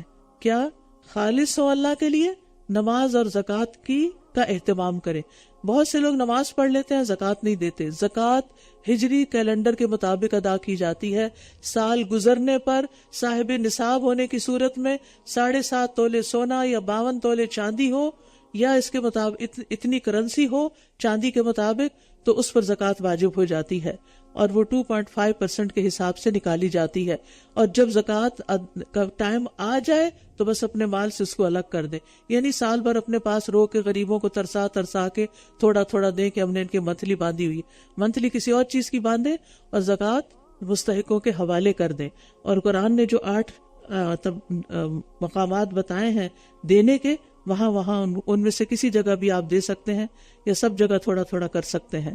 ان الذین کفروا من اہل الکتاب والمشرکین، بے شک اہل کتاب اور مشرکین میں سے جن لوگوں نے کفر کیا یعنی نبی صلی اللہ علیہ وسلم کی نبوت کا انکار کیا، آپ کی لائی ہوئی تعلیمات کا انکار کیا، وہ سب جہنم کی آگ میں جائیں گے، وہ اس میں ہمیشہ رہنے والے ہیں، یہی لوگ بدترین مخلوق ہیں۔ کیونکہ وہ پہچانتے تھے کہ یہ حق ہے، نبی صلی اللہ علیہ وسلم کی جو تعلیمات تھی ان کو دیکھ کر پہچان گئے تھے، جیسے نجاشی پہچان گیا تھا اور فوراً ایمان لے آیا تھا۔ تو یہ لوگ صرف ضد اور حسد کا شکار ہو کر نہیں مان رہے تھے، بے شک جو لوگ ایمان لائے اور انہوں نے نیک عمل کیے یعنی نبی صلی اللہ علیہ وسلم کا ساتھ دیا، یہ لوگ مخلوق میں سب سے بہتر ہیں، اللہ ان سے راضی ہو گیا۔ جزاؤہم عند ربہم، ان کے رب کے ہاں ان کا بدلہ ہمیشگی کے باغات ہیں جن کے نیچے نہریں بہتی ہیں، وہ ان میں ابد تک ہمیشہ ہمیشہ رہنے والے ہیں۔ اللہ ان سے راضی ہو گیا اور وہ اس سے راضی ہو گئے۔ یہ اس شخص کے لیے ہے جو اپنے رب سے ڈرے، یعنی اللہ کی رضامندی سب سے بڑی چیز ہے، یعنی ایمان لا کر نیک عمل کرنے والوں سے اللہ راضی ہو جاتا ہے، اور جس سے اللہ راضی ہو جائے اس کے تو وارے نیارے ہو گئے، اس کو تو سبھی کچھ مل گیا۔ اذا زلزلت الارض بسم اللہ الرحمن الرحیم، سورۃ الزلزلہ۔ اذا زلزلت الارض زلزالها واخرجت الارض اثقالها، جب زمین اپنے زلزلے سے خوب ہلا ماری جائے گی، یعنی جب قیامت آئے گی، اور زمین اپنے بوجھ باہر نکال دے گی، انسانوں کو بھی نکال دے گی اور ان کے اعمال کے جو خزانے ہیں اس کے پاس گواہیاں ہیں۔ وقال الانسان ما لها، اور انسان کہے گا اسے کیا ہو گیا؟ یومئذ تحدث اخبارها، اس دن یہ اپنی سب خبریں بیان کر دے گی، یعنی قیامت کے دن منکر قیامت دیکھ کے حیران ہو جائیں گے کہ یہ سب کیا ہو رہا ہے، یہ تو ہم نے کبھی سوچا بھی نہ تھا، کیونکہ ان کا یقین ہی نہیں تھا اس پر۔ بِأَنَّ رَبَّكَ أَوْحَى لَهَا، کیونکہ آپ کے رب نے اسے یہی وحی کی ہوگی۔ اس دن لوگ الگ الگ ہو کر واپس لوٹیں گے تاکہ ان کو ان کے اعمال دکھا دیے جائیں۔ قیامت کا دن کس لیے ہوگا؟ ہاں، اعمال دکھانے کے لیے۔ یاد رکھیے کہ ہم جو کچھ بھی کرتے ہیں قیامت کے دن وہ ہمارے سامنے لا کے رکھ دیا جائے گا، کیا پھر ہم اسے دیکھنے کے قابل ہوں گے؟ خاص طور پر وہ چیزیں جو لوگوں سے چھپ کے کرتے ہیں، یعنی کچھ چیزیں تو ہوتی ہے نا جو سامنے کر رہے ہوتے پھر بھی لوگوں کا لحاظ ہوتا ہے، اور اگر وہ نیکیاں تو لوگوں کی خاطر کی ہوئی نیکیاں بھی قبول کوئی نہیں، اور اگر وہ برائیاں ہیں تو لوگ اس کے اوپر الٹے گواہ بن جائیں گے کہ یہ برے لوگ تھے، اور یہ سب کچھ ریکارڈ ہو رہا ہے اور سب کچھ سامنے لایا جائے گا۔ تو اس دن ہم دیکھ کر پھر اسے کیسے ڈینائی کر سکتے ہیں؟ اس لیے ضروری ہے کہ ان کو یہیں ڈیلیٹ کیا جائے استغفار اور توبہ کے ذریعے۔ فَمَن يَعْمَلْ مِثْقَالَ ذَرَّةٍ خَيْرًا يَرَهُ، تو جس نے ایک ذرے کے برابر نیکی کی ہوگی وہ اسے دیکھ لے گا، یعنی ایک ڈاٹ بھی چھپا نہیں رہے گا۔ رسول اللہ صلی اللہ علیہ وسلم نے فرمایا جو شخص اللہ کے راستے میں گھوڑا پالے، آج کل تو گاڑیاں آپ کے پاس، وہ اسے کسی ہریالے میدان میں یا کسی باغ میں باندھے تو جس قدر بھی وہ اس ہریالے میدان یا باغ میں چرے گا اس کی نیکیوں میں لکھا جائے گا۔ اگر اس کی رسی ٹوٹ جائے اور گھوڑا 1 یا 2 مرتبہ آگے پاؤں اٹھا کر کود جائے تو اس کے آثار قدم، اس کا چلنا اور لید بھی مالک کی نیکیوں میں لکھے جائیں گے، کیونکہ اللہ کے راستے میں اس نے اس کو مخصوص کیا ہوا تھا۔ اور اگر وہ گھوڑا کسی ندی سے گزرے اور اس کا پانی پیے، خواہ مالک نے پلانے کا ارادہ نہ بھی کیا ہو تو بھی یہ اس کی نیکیوں میں لکھا جائے گا، کیونکہ وہ گھوڑا اللہ کے راستے میں کام آ رہا ہے۔ اور رسول اللہ صلی اللہ علیہ وسلم سے گدھوں کے متعلق پوچھا گیا تو آپ نے فرمایا مجھے اس کے متعلق وحی سے کچھ نہیں بتایا۔ آپ نے وہی سٹاپ کر دیا، کیونکہ اس کے بعد شاید بکری کے بارے میں پوچھا جاتا یا گائے کے بارے میں پوچھا جاتا۔ تو بات یہ ہے کہ گدھے تو وہ کام نہیں کرتے نا جو گھوڑے کرتے ہیں۔ وَمَن يَعْمَلْ مِثْقَالَ ذَرَّةٍ شَرًّا يَرَهُ، اور جس نے ایک ذرے کے برابر بھی برائی کی ہوگی وہ اسے بھی دیکھ لے گا، سامنے آئیں گی۔ سورۃ العادیات، بسم اللہ الرحمن الرحیم۔ والعادیات ضبحا فالموریات قدحا فالمغیرات صبحا فأثرن به نقعا، قسم ہے ہانپتے ہوئے دوڑنے والے گھوڑوں کی، پھر سم مار کر چنگاریاں نکالنے والوں کی، پھر صبح سویرے حملہ کرنے والوں کی، پھر وہ اس کے ساتھ غبار کو اڑاتے ہیں، پھر وہ اس کے ساتھ دشمن کی جماعت میں گھس جاتے ہیں۔ بے شک انسان یقیناً اپنے رب کا بڑا ناشکرا ہے۔ یعنی گھوڑے تو اپنے مالک کے فرما بردار ہیں، وہ جدھر چاہتا ہے انہیں دوڑا کے لے جاتا ہے اور وہ جانے کو تیار ہو جاتے ہیں، جنگ میں بھی کود پڑتے ہیں، اپنی جان بھی دے دیتے ہیں، لیکن انسان اللہ کے راستے میں نکلتے ہوئے کتراتا ہے، اللہ کی اطاعت سے کتراتا ہے۔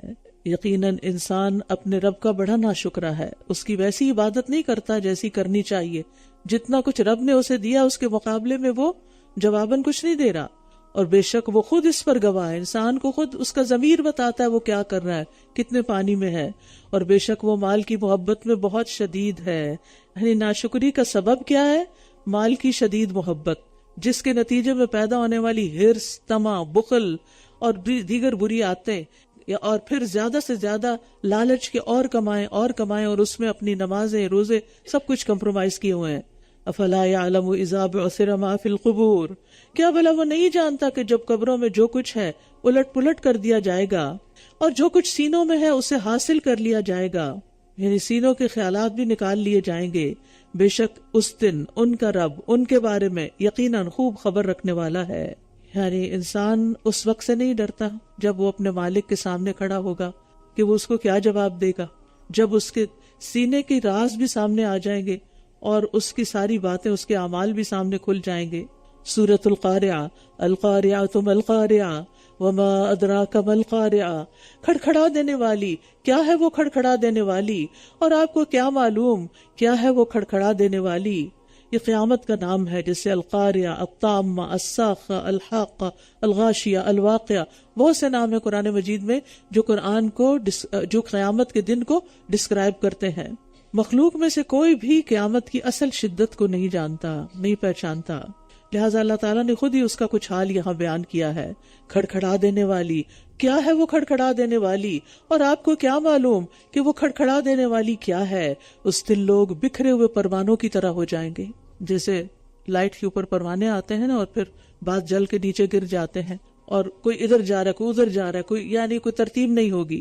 اور پہاڑ دھنکی ہوئی رنگین اون کی طرح ہو جائیں گے، یعنی زمین سے اکھیڑ کر، کوٹ کر، باریک کر کے فضا میں بکھیر دیے جائیں گے۔ اب اس دن ہوگا کیا؟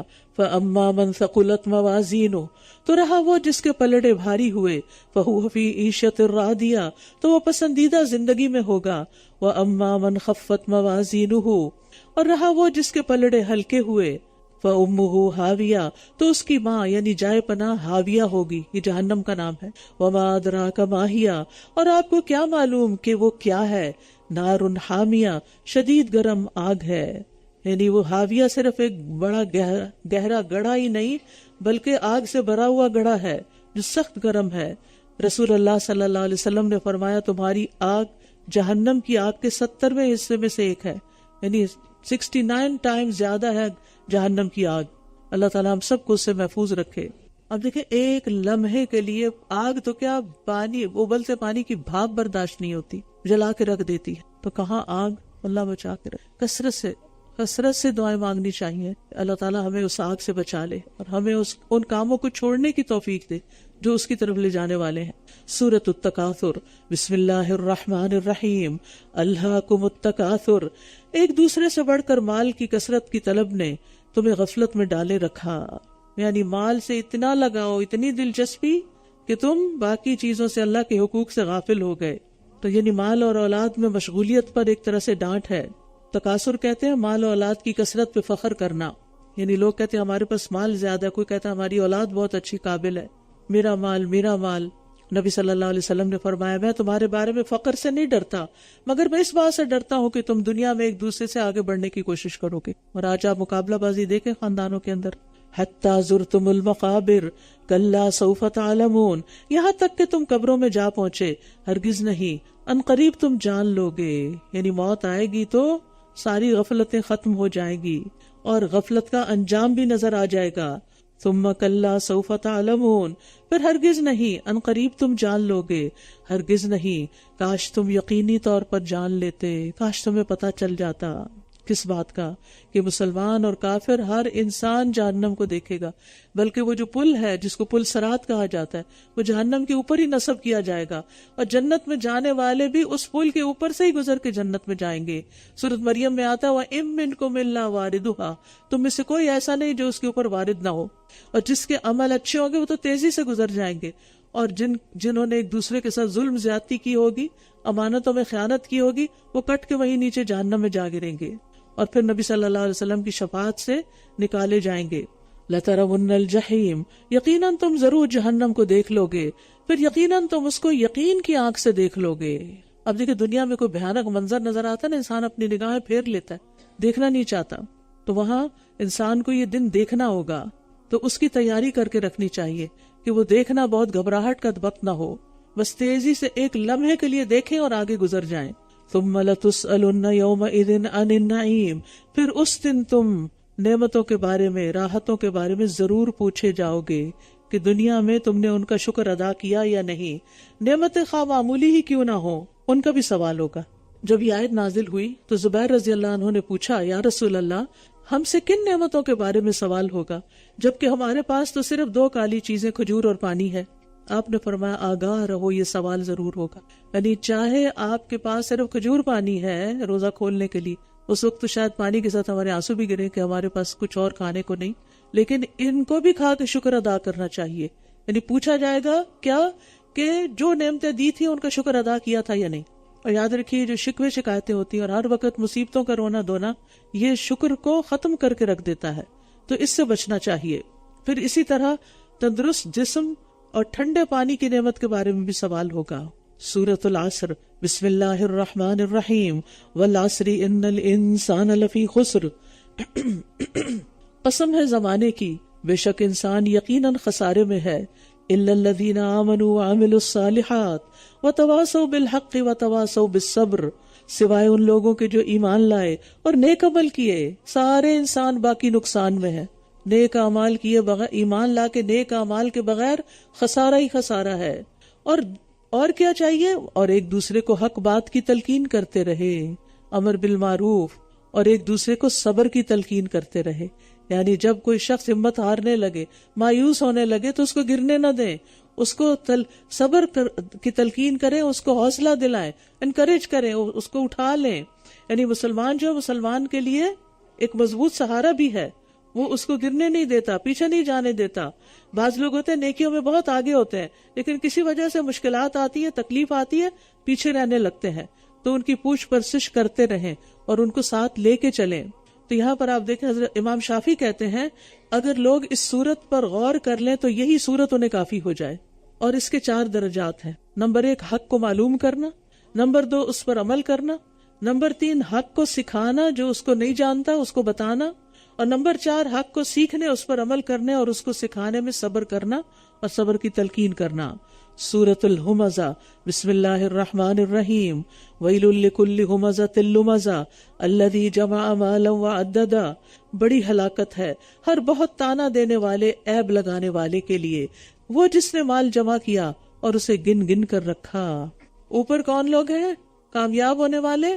جو حق کی بات کرتے ہیں، حق کی تلقین کرتے ہیں، علم سیکھتے ہیں، سکھاتے ہیں، اس پر عمل کرتے ہیں، اس کا پرچار کرتے ہیں، اور لوگ گرنے لگے تو ان کو تھام لیتے ہیں. اور یہاں وہ لوگ ہیں جو لوگوں کو تانے دیتے ہیں، بد زبانی کرتے ہیں، بد اخلاقی برتتے ہیں، گالی گلوچ کرتے ہیں، عیب لگاتے ہیں، دوسروں کی الزام تراشی کرتے ہیں.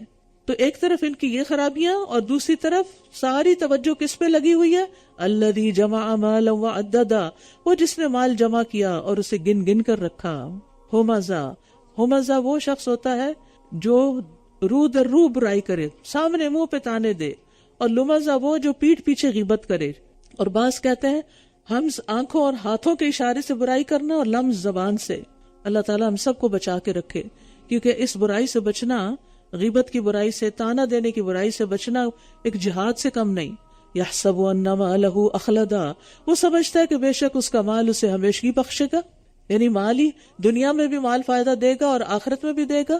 لیکن کتنی دفعہ ایسا ہی ہوتا ہے کہ انسان مال کے پیچھے دوڑتا رہتا حتیٰ کہ اس کی موت کا وقت آ جاتا ہے اور اس نے اپنی آخرت کے لیے کچھ تیار نہیں کیا ہوتا، اور وہاں اس کا مال اس کے کچھ کام نہیں آتا، ہرگز نہیں. وہ ضرور حطمہ میں، یعنی توڑ پھوڑ دینے والی میں ڈالا جائے گا. یعنی مال انسان کو موت سے نہیں بچا سکتا، اور برے اعمال کی وجہ سے اس کا ٹھکانہ حطمہ بنے گی جو اس کو توڑ پھوڑ دے گی. اور یہ برے اعمال خاص طور پر زبان کے اعمال کے، جس میں انسان دوسرے انسانوں کو اذیت دیتا ہے. وما ادراک ما الحطمہ نار اللہ الموقدہ، اور آپ کو کیا معلوم کہ حطمہ کیا ہے؟ اللہ کی سلگائی ہوئی آگ ہے. التی تطلع علی الافئدہ، جو دلوں پر چڑھ آئے گی یا چڑھ آتی ہے. دلوں کو کیوں پکڑے گی آگ؟ ساری خرابیوں کی جڑ ہی تو دل ہے. جب ہمارے دل میں کسی کے لیے نفرت ہوتی ہے تو پھر زبان بھی وہ نفرت اگلتی ہے. تو اس لیے نفس کا تزکیہ، دل کا تزکیہ کرنے کی ضرورت ہے اگر ہم چاہتے ہیں ہم اخلاقی برائیوں سے بچیں. انہا علیہم مؤصدہ فی امد ممددہ، بے شک وہ ان پر ہر طرف سے بند کر دی جائے گی، لمبے لمبے ستونوں میں. استغفر اللہ. آپ دیکھیے کہ کبھی اوون میں آپ نے کچھ پکایا ہوگا، کچھ روسٹ کیا ہوگا، کچھ بیک کیا ہوگا، جب خوب تپ جاتا ہے اوون تو آپ کیا کرتے ہیں؟ جلدی سے چیز ڈال کے اور اس کے اپنے ہاتھوں کے لیے گلوز چڑھاتے ہیں کہ کوئی بھاپ وغیرہ نہ لگے، اور بند کر دیتے. اس بند کرنے میں وہ سب کچھ اندر پک جاتا ہے، بعض کا جل بھی جاتا ہے. تو جہنم کا ایک اور نقشہ بتایا جا رہا ہے کہ لوگوں کو اس میں لمبے لمبے فرنسز میں بند کر کے اوپر سے ڈھک دیا جائے گا. بسم اللہ الرحمن الرحیم. سورۃ الفیل. الم تر کیف فعل ربک باصحاب الفیل الم یجعل کیدہم فی تضلیل. کیا آپ نے دیکھا نہیں کہ آپ کے رب نے ہاتھی والوں کے ساتھ کیا کیا؟ کیا اس نے ان کی چال کو اکارت نہیں کر دیا؟ اس صورت میں اللہ تعالیٰ نے اہل مکہ پر اپنے ایک احسان کا ذکر کیا ہے کہ کس معجزانہ طریقے سے اس نے بیت اللہ کی حفاظت کی اور اس کو گرانے والے ابرہ اور اس کے لشکر کو تباہ کر دیا، اور ان پر جھنڈ کے جھنڈ پرندے بھیج دیے جو ان پر سخت مٹی کے پتھر پھینکتے تھے، تو اس نے انہیں کھائے ہوئے بھوسے کی طرح کر دیا. سورۃ قریش. بسم اللہ الرحمن الرحیم. لإیلاف قریش ایلافہم رحلۃ الشتاء والصیف. قریش کو مانوس کرنے کے لیے سردی اور گرمی کے سفر سے ان کا مانوس کیا جانا. فَلْيَعْبُدُوا رَبَّ هَذَا الْبَيْتِ. بس چاہیے کہ وہ اس گھر کے رب کی عبادت کریں. الذی اطعمہم من جوع وآمنہم من خوف. جس نے انہیں بھوک میں کھلایا اور خوف سے امن دیا، کیونکہ قریش آپ کا خاندان تھا اور آپ کو وہی سب سے زیادہ آپ کی مخالفت کر رہا تھا. تو ان پر اللہ نے جو احسانات کیے تھے کہ ان کے لیے سارے عرب کے راستے جو دوسرے لوگوں کے لیے مشقت والے تھے ان کے لیے آسان کر دیے، کہ ان کا سب قبیلے ان کا احترام کرتے تھے، ان کے لیے لوٹ مار نہیں کرتے تھے، اور بیت اللہ شریف بنایا جو ان کے لیے دنیاوی نعمتوں کا ایک ذریعہ تھا. تو ان کو مانوس کر کیا جا رہا ہے کہ کیا تم اپنے رب کے رسول کی بات نہیں مانو گے جس نے تم پر اتنے احسانات کیے اور امن والی جگہ دی. سورۃ الماعون. ارأیت الذی یکذب بالدین فذلک الذی یدع الیتیم. کیا آپ نے اس شخص کو دیکھا جو سزا کے دن کو جھٹلاتا ہے، یعنی قیامت کے دن کو جھٹلاتا، مانتا ہی نہیں؟ تو یہی وہ شخص ہے جو یتیم کو دھکے دیتا ہے، کیونکہ اس کو اپنے کیے کی پکڑ، اپنے کیے کے انجام کا نہیں پتا، لہٰذا وہ مظلوم طبقات کے اوپر ظلم ڈھاتا ہے، یعنی محروم طبقات پہ ظلم ڈھاتا ہے کہ کوئی پوچھنے والا نہیں اس کو. اور یہ ایک حقیقت ہے، جس انسان کو آخرت میں جواب دہی کی فکر نہیں، پھر اس انسان کے سارے معاملات درست نہیں ہو سکتے. نیکی اور تقوی کی بنیاد ہی آخرت کا یقین ہے کہ جزا سزا کا ایک دن ہوگا، اور اس دن اللہ کے سامنے حاضر ہونا ہوگا. قیامت کے دن اعمال کی جزا کو جھٹلانے کی وجہ سے انسان کے اندر ایک سنگ دلی اور شقاوت پیدا ہو جاتی ہے، جس کے نتیجے میں انسان کسی یتیم سے ہمدردی نہیں کرتا. وَلَا يَحُضُّ عَلَىٰ طَعَامِ الْمِسْكِينِ. اور مسکین کو کھانا کھلانے کی ترغیب نہیں دیتا، یعنی خود بھی نہیں کھلاتا، اوروں کو بھی کھلانے کے لیے نہیں کہتا. وَوَيْلٌ لِّلْمُصَلِّينَ. بس ہلاکت ہے ان نمازیوں کے لیے. الَّذِينَ هُمْ عَنْ صَلَاتِهِمْ سَاهُونَ. وہ جو اپنی نمازوں سے غافل ہیں. نمازوں سے غافل؟ جی ہاں، کاموں میں اتنے مصروف ہیں دنیا کے کہ نماز کا وقت داخل ہو گیا ہے یا نکلنے والا، ان کو پرواہ نہیں. تو وہ پڑھتے بھی ہیں تو پڑھ کے بھی ان کا کچھ حال نہیں، نمازوں سے غافل ہے، لہٰذا ان کے لیے ہلاکت ہے. جب نماز کا وقت ہو جائے سب کچھ چھوڑ کر نماز کی طرف چلیں. تھوڑی بہت تاخیر ہو سکتی ہے، لیکن یہ نہیں کہ سورج غروب ہونے لگے تو آپ اس وقت نماز شروع کر دیں عصر کی. نماز ہماری پہلی پرائرٹی ہونی چاہیے، کیونکہ وہ کامیابی کا راستہ ہے. حی علی الصلاۃ اور حی علی الفلاح. الذین هم عن صلاتهم ساہون الذین هم یراؤون. وہ لوگ جو ریاکاری کرتے ہیں. جی، یہ نماز پڑھ کے بھی نہیں پڑھنے والے. ابو ہریرہ کہتے ہیں کہ نبی صلی اللہ علیہ وسلم نے فرمایا، بے شک ایک آدمی 60 سال نماز پڑھتا رہتا ہے لیکن اس کی نماز قبول نہیں ہوتی. شاید کہ اس کی وجہ یہ ہو کہ وہ رکوع تو پورے کرتا ہے لیکن سجدے مکمل نہیں کرتا، بس ٹھونگا مار کے اٹھ جاتا ہے. یا سجدہ پورا کرتا ہے لیکن رکوع میں پوری طرح جھکتا نہیں. یاد رکھیے، رکوع کی پوزیشن اس طرح ہے، جیسے آپ سیدھے کھڑے ہیں تو رکوع جو ہے اس طرح آپ کی کمر جھک جانی چاہیے کہ بالکل اسٹریٹ ہو، سر بھی اس کے برابر ہو، سر بھی نہیں جھکا ہونا چاہیے. یعنی آپ نہ تو ایسے پڑھیں اور نہ ایسے پڑھیں بلکہ سیدھی کمر رکھیں. تو آپ انشاءاللہ ہم نماز کی ورک شاپ بھی جلد اناؤنس کریں گے، تو ضرور اس میں شریک ہو، اوروں کو بھی دعوت دیں تاکہ ہم جو پڑھ رہے ہیں وہ اپنی نمازوں کا طریقہ درست کریں. کیونکہ اللہ سبحانہ تعالیٰ نے ایک پروٹوکول رکھا ہے کہ اس طریقے سے آؤ گے میرے پاس تو تمہارا یہ عمل قبول ہوگا. نبی صلی اللہ علیہ وسلم نے ایک دفعہ نماز سے فارغ ہو کے فرمایا، اے مسلمانوں کی جماعت، اس شخص کی نماز نہیں ہوتی جس نے رکوع اور سجود میں اپنی پشت کو سیدھا نہیں رکھا۔ وَيَمْنَعُونَ الْمَاعُونَ، اور استعمال کی معمولی چیزیں روکتے ہیں۔ معاون جو ہے وہ عام ضرورت کی چیزوں کو کہتے ہیں، گھر میں برتنے کی چیزیں، یعنی ایسی چیز جو کوئی استعمال کر کے پھر واپس لے آئے گا۔ تو ایسے بخیل ہیں یہ لوگ جو آخرت کو نہیں مانتے کہ وہ اپنی چھوٹی چھوٹی چیزوں کو بھی شیئر نہیں کر سکتے۔ سورۃ الکوثر، بسم اللہ الرحمن الرحیم، انا اعطیناک الکوثر، بے شک ہم نے آپ کو کوثر عطا کی۔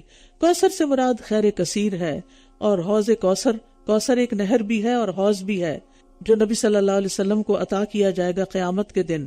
فصلی لربک وانحر، انا اعطیناک الکوثر فصلی لربک وانحر، چونکہ ہم نے آپ کو کوثر عطا کی تو آپ کیا کریں اس کے جواب میں؟ شکر کیسے ادا کریں؟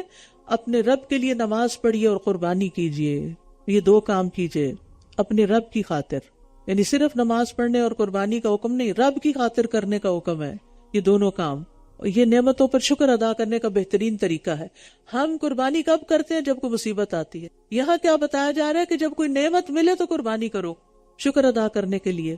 اسی لیے عید الاضحیٰ پہ قربانیاں کی جاتی ہیں، اسی لیے رمضان کے آخر میں آپ وہ دیتے ہیں فطرانہ، کہ ایک طرح سے شکرانہ ادا کرتے ہیں۔ اور رمضان کی ہر رات کو اب آپ نے صدقہ کرنا ہے انشاءاللہ، جس بھی مسجد میں جائیں، جہاں بھی آپ ہو، یا آپ تو آن لائن بھی آپ ٹرانسفر کر سکتے ہیں تاکہ اس کا اجر و ثواب کئی گنا زیادہ ہو۔ ان شانئک ھو الابتر، جو شخص یہ دو کام کرتا رہے گا، نماز اور قربانی یعنی اللہ کے راہ میں دینے کا، وہ اس کا دشمن اس پہ غالب نہیں آ سکتا، وہ ابتر ہی ہو کر رہے گا، اس کی جڑ ہی کٹ جائے گی۔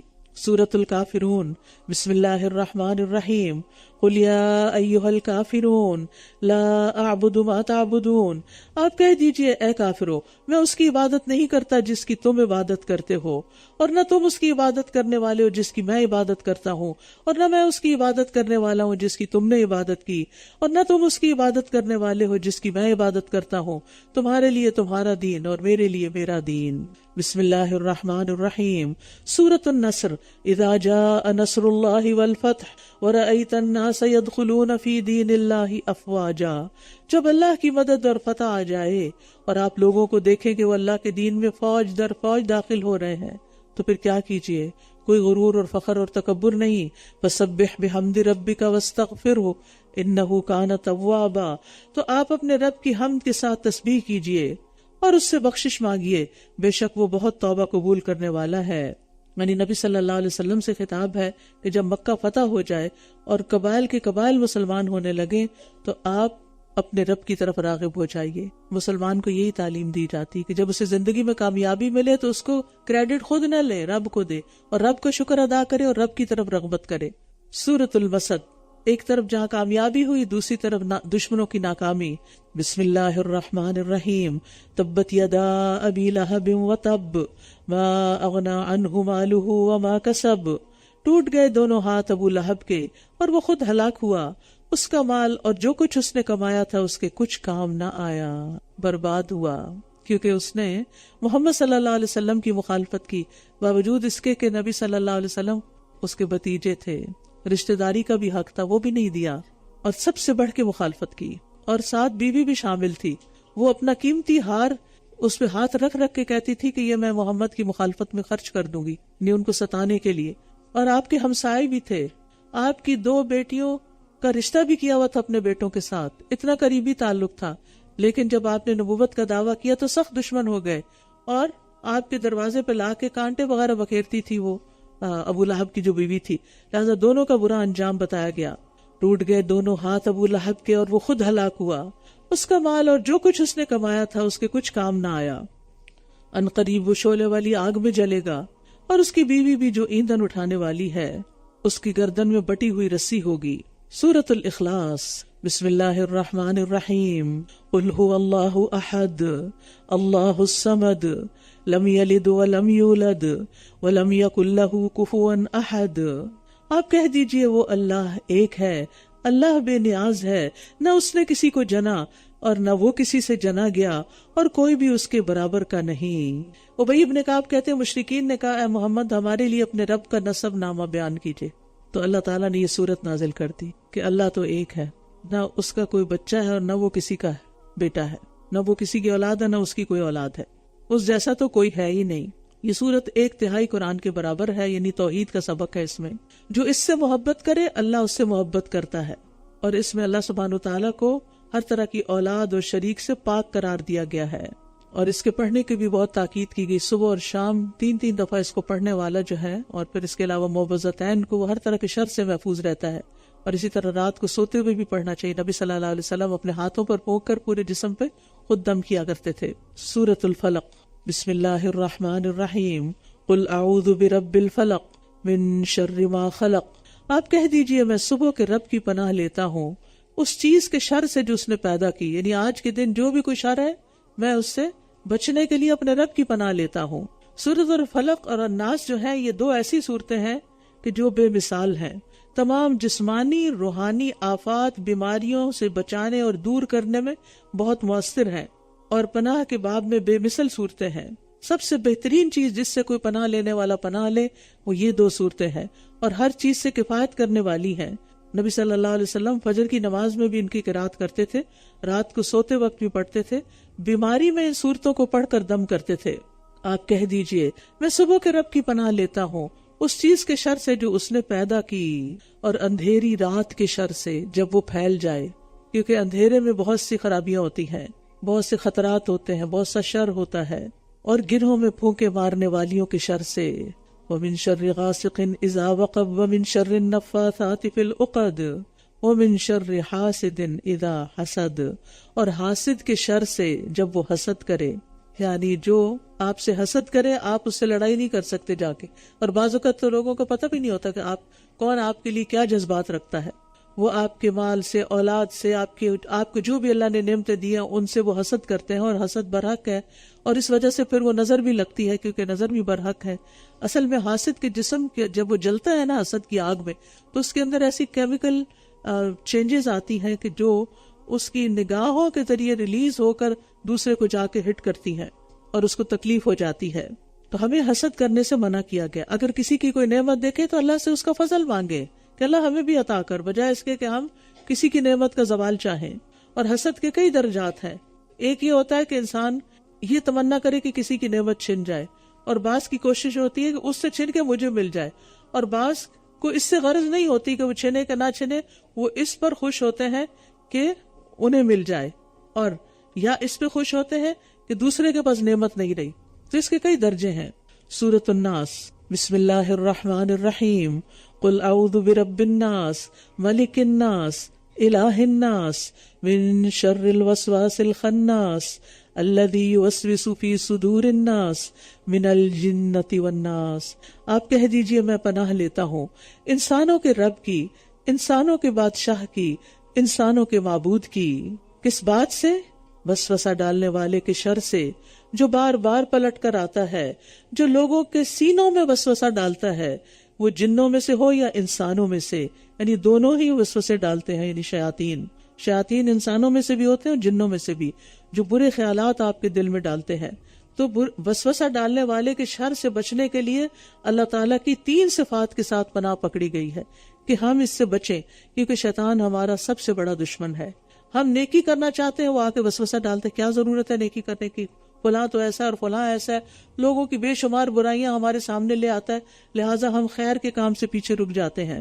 تو آپ دیکھیں کہ یہ قرآن کی سب سے آخری صورت رکھی گئی کہ نیکی کے کام میں رکاوٹ آئے گی تو شیطان کی طرف سے ہی آئے گی، لہٰذا اس سے بچنے کے لیے اللہ کی پناہ پکڑو، اور وسوسہ ڈالنے والے کے شر سے اللہ کے کلام کے ذریعے پناہ لو بچنے کے لیے۔ اور پھر یہ ہے کہ وہ چھوڑتا نہیں، ایک خیال ایک دفعہ نہیں آتا اور آتا ہے اور پھر پلٹ آپ اعوذ باللہ پڑھتے ہیں، آپ کسی اور کام میں لگتے، پھر دوبارہ وہی خیال، پھر دوبارہ وہی خیال، اور وہ سینوں میں وسوسے ڈالتا ہے، یعنی جس کے اندر دل ہے، اور وہ انسانوں میں سے بھی ہوتا ہے اور جنوں میں سے بھی ہوتا ہے۔ یعنی شیطان 2 طرح کے ہیں، جنوں میں سے بھی اور انسانوں میں سے بھی، اور انسانوں کے شیطان جنوں کے شیطانوں سے بھی بدتر ہوتے ہیں، کیونکہ وہ زیادہ نقصان دیتے ہیں، سامنے آ کے نقصان دیتے ہیں۔ تو اللہ تعالیٰ ہمیں اس سے محفوظ رکھے۔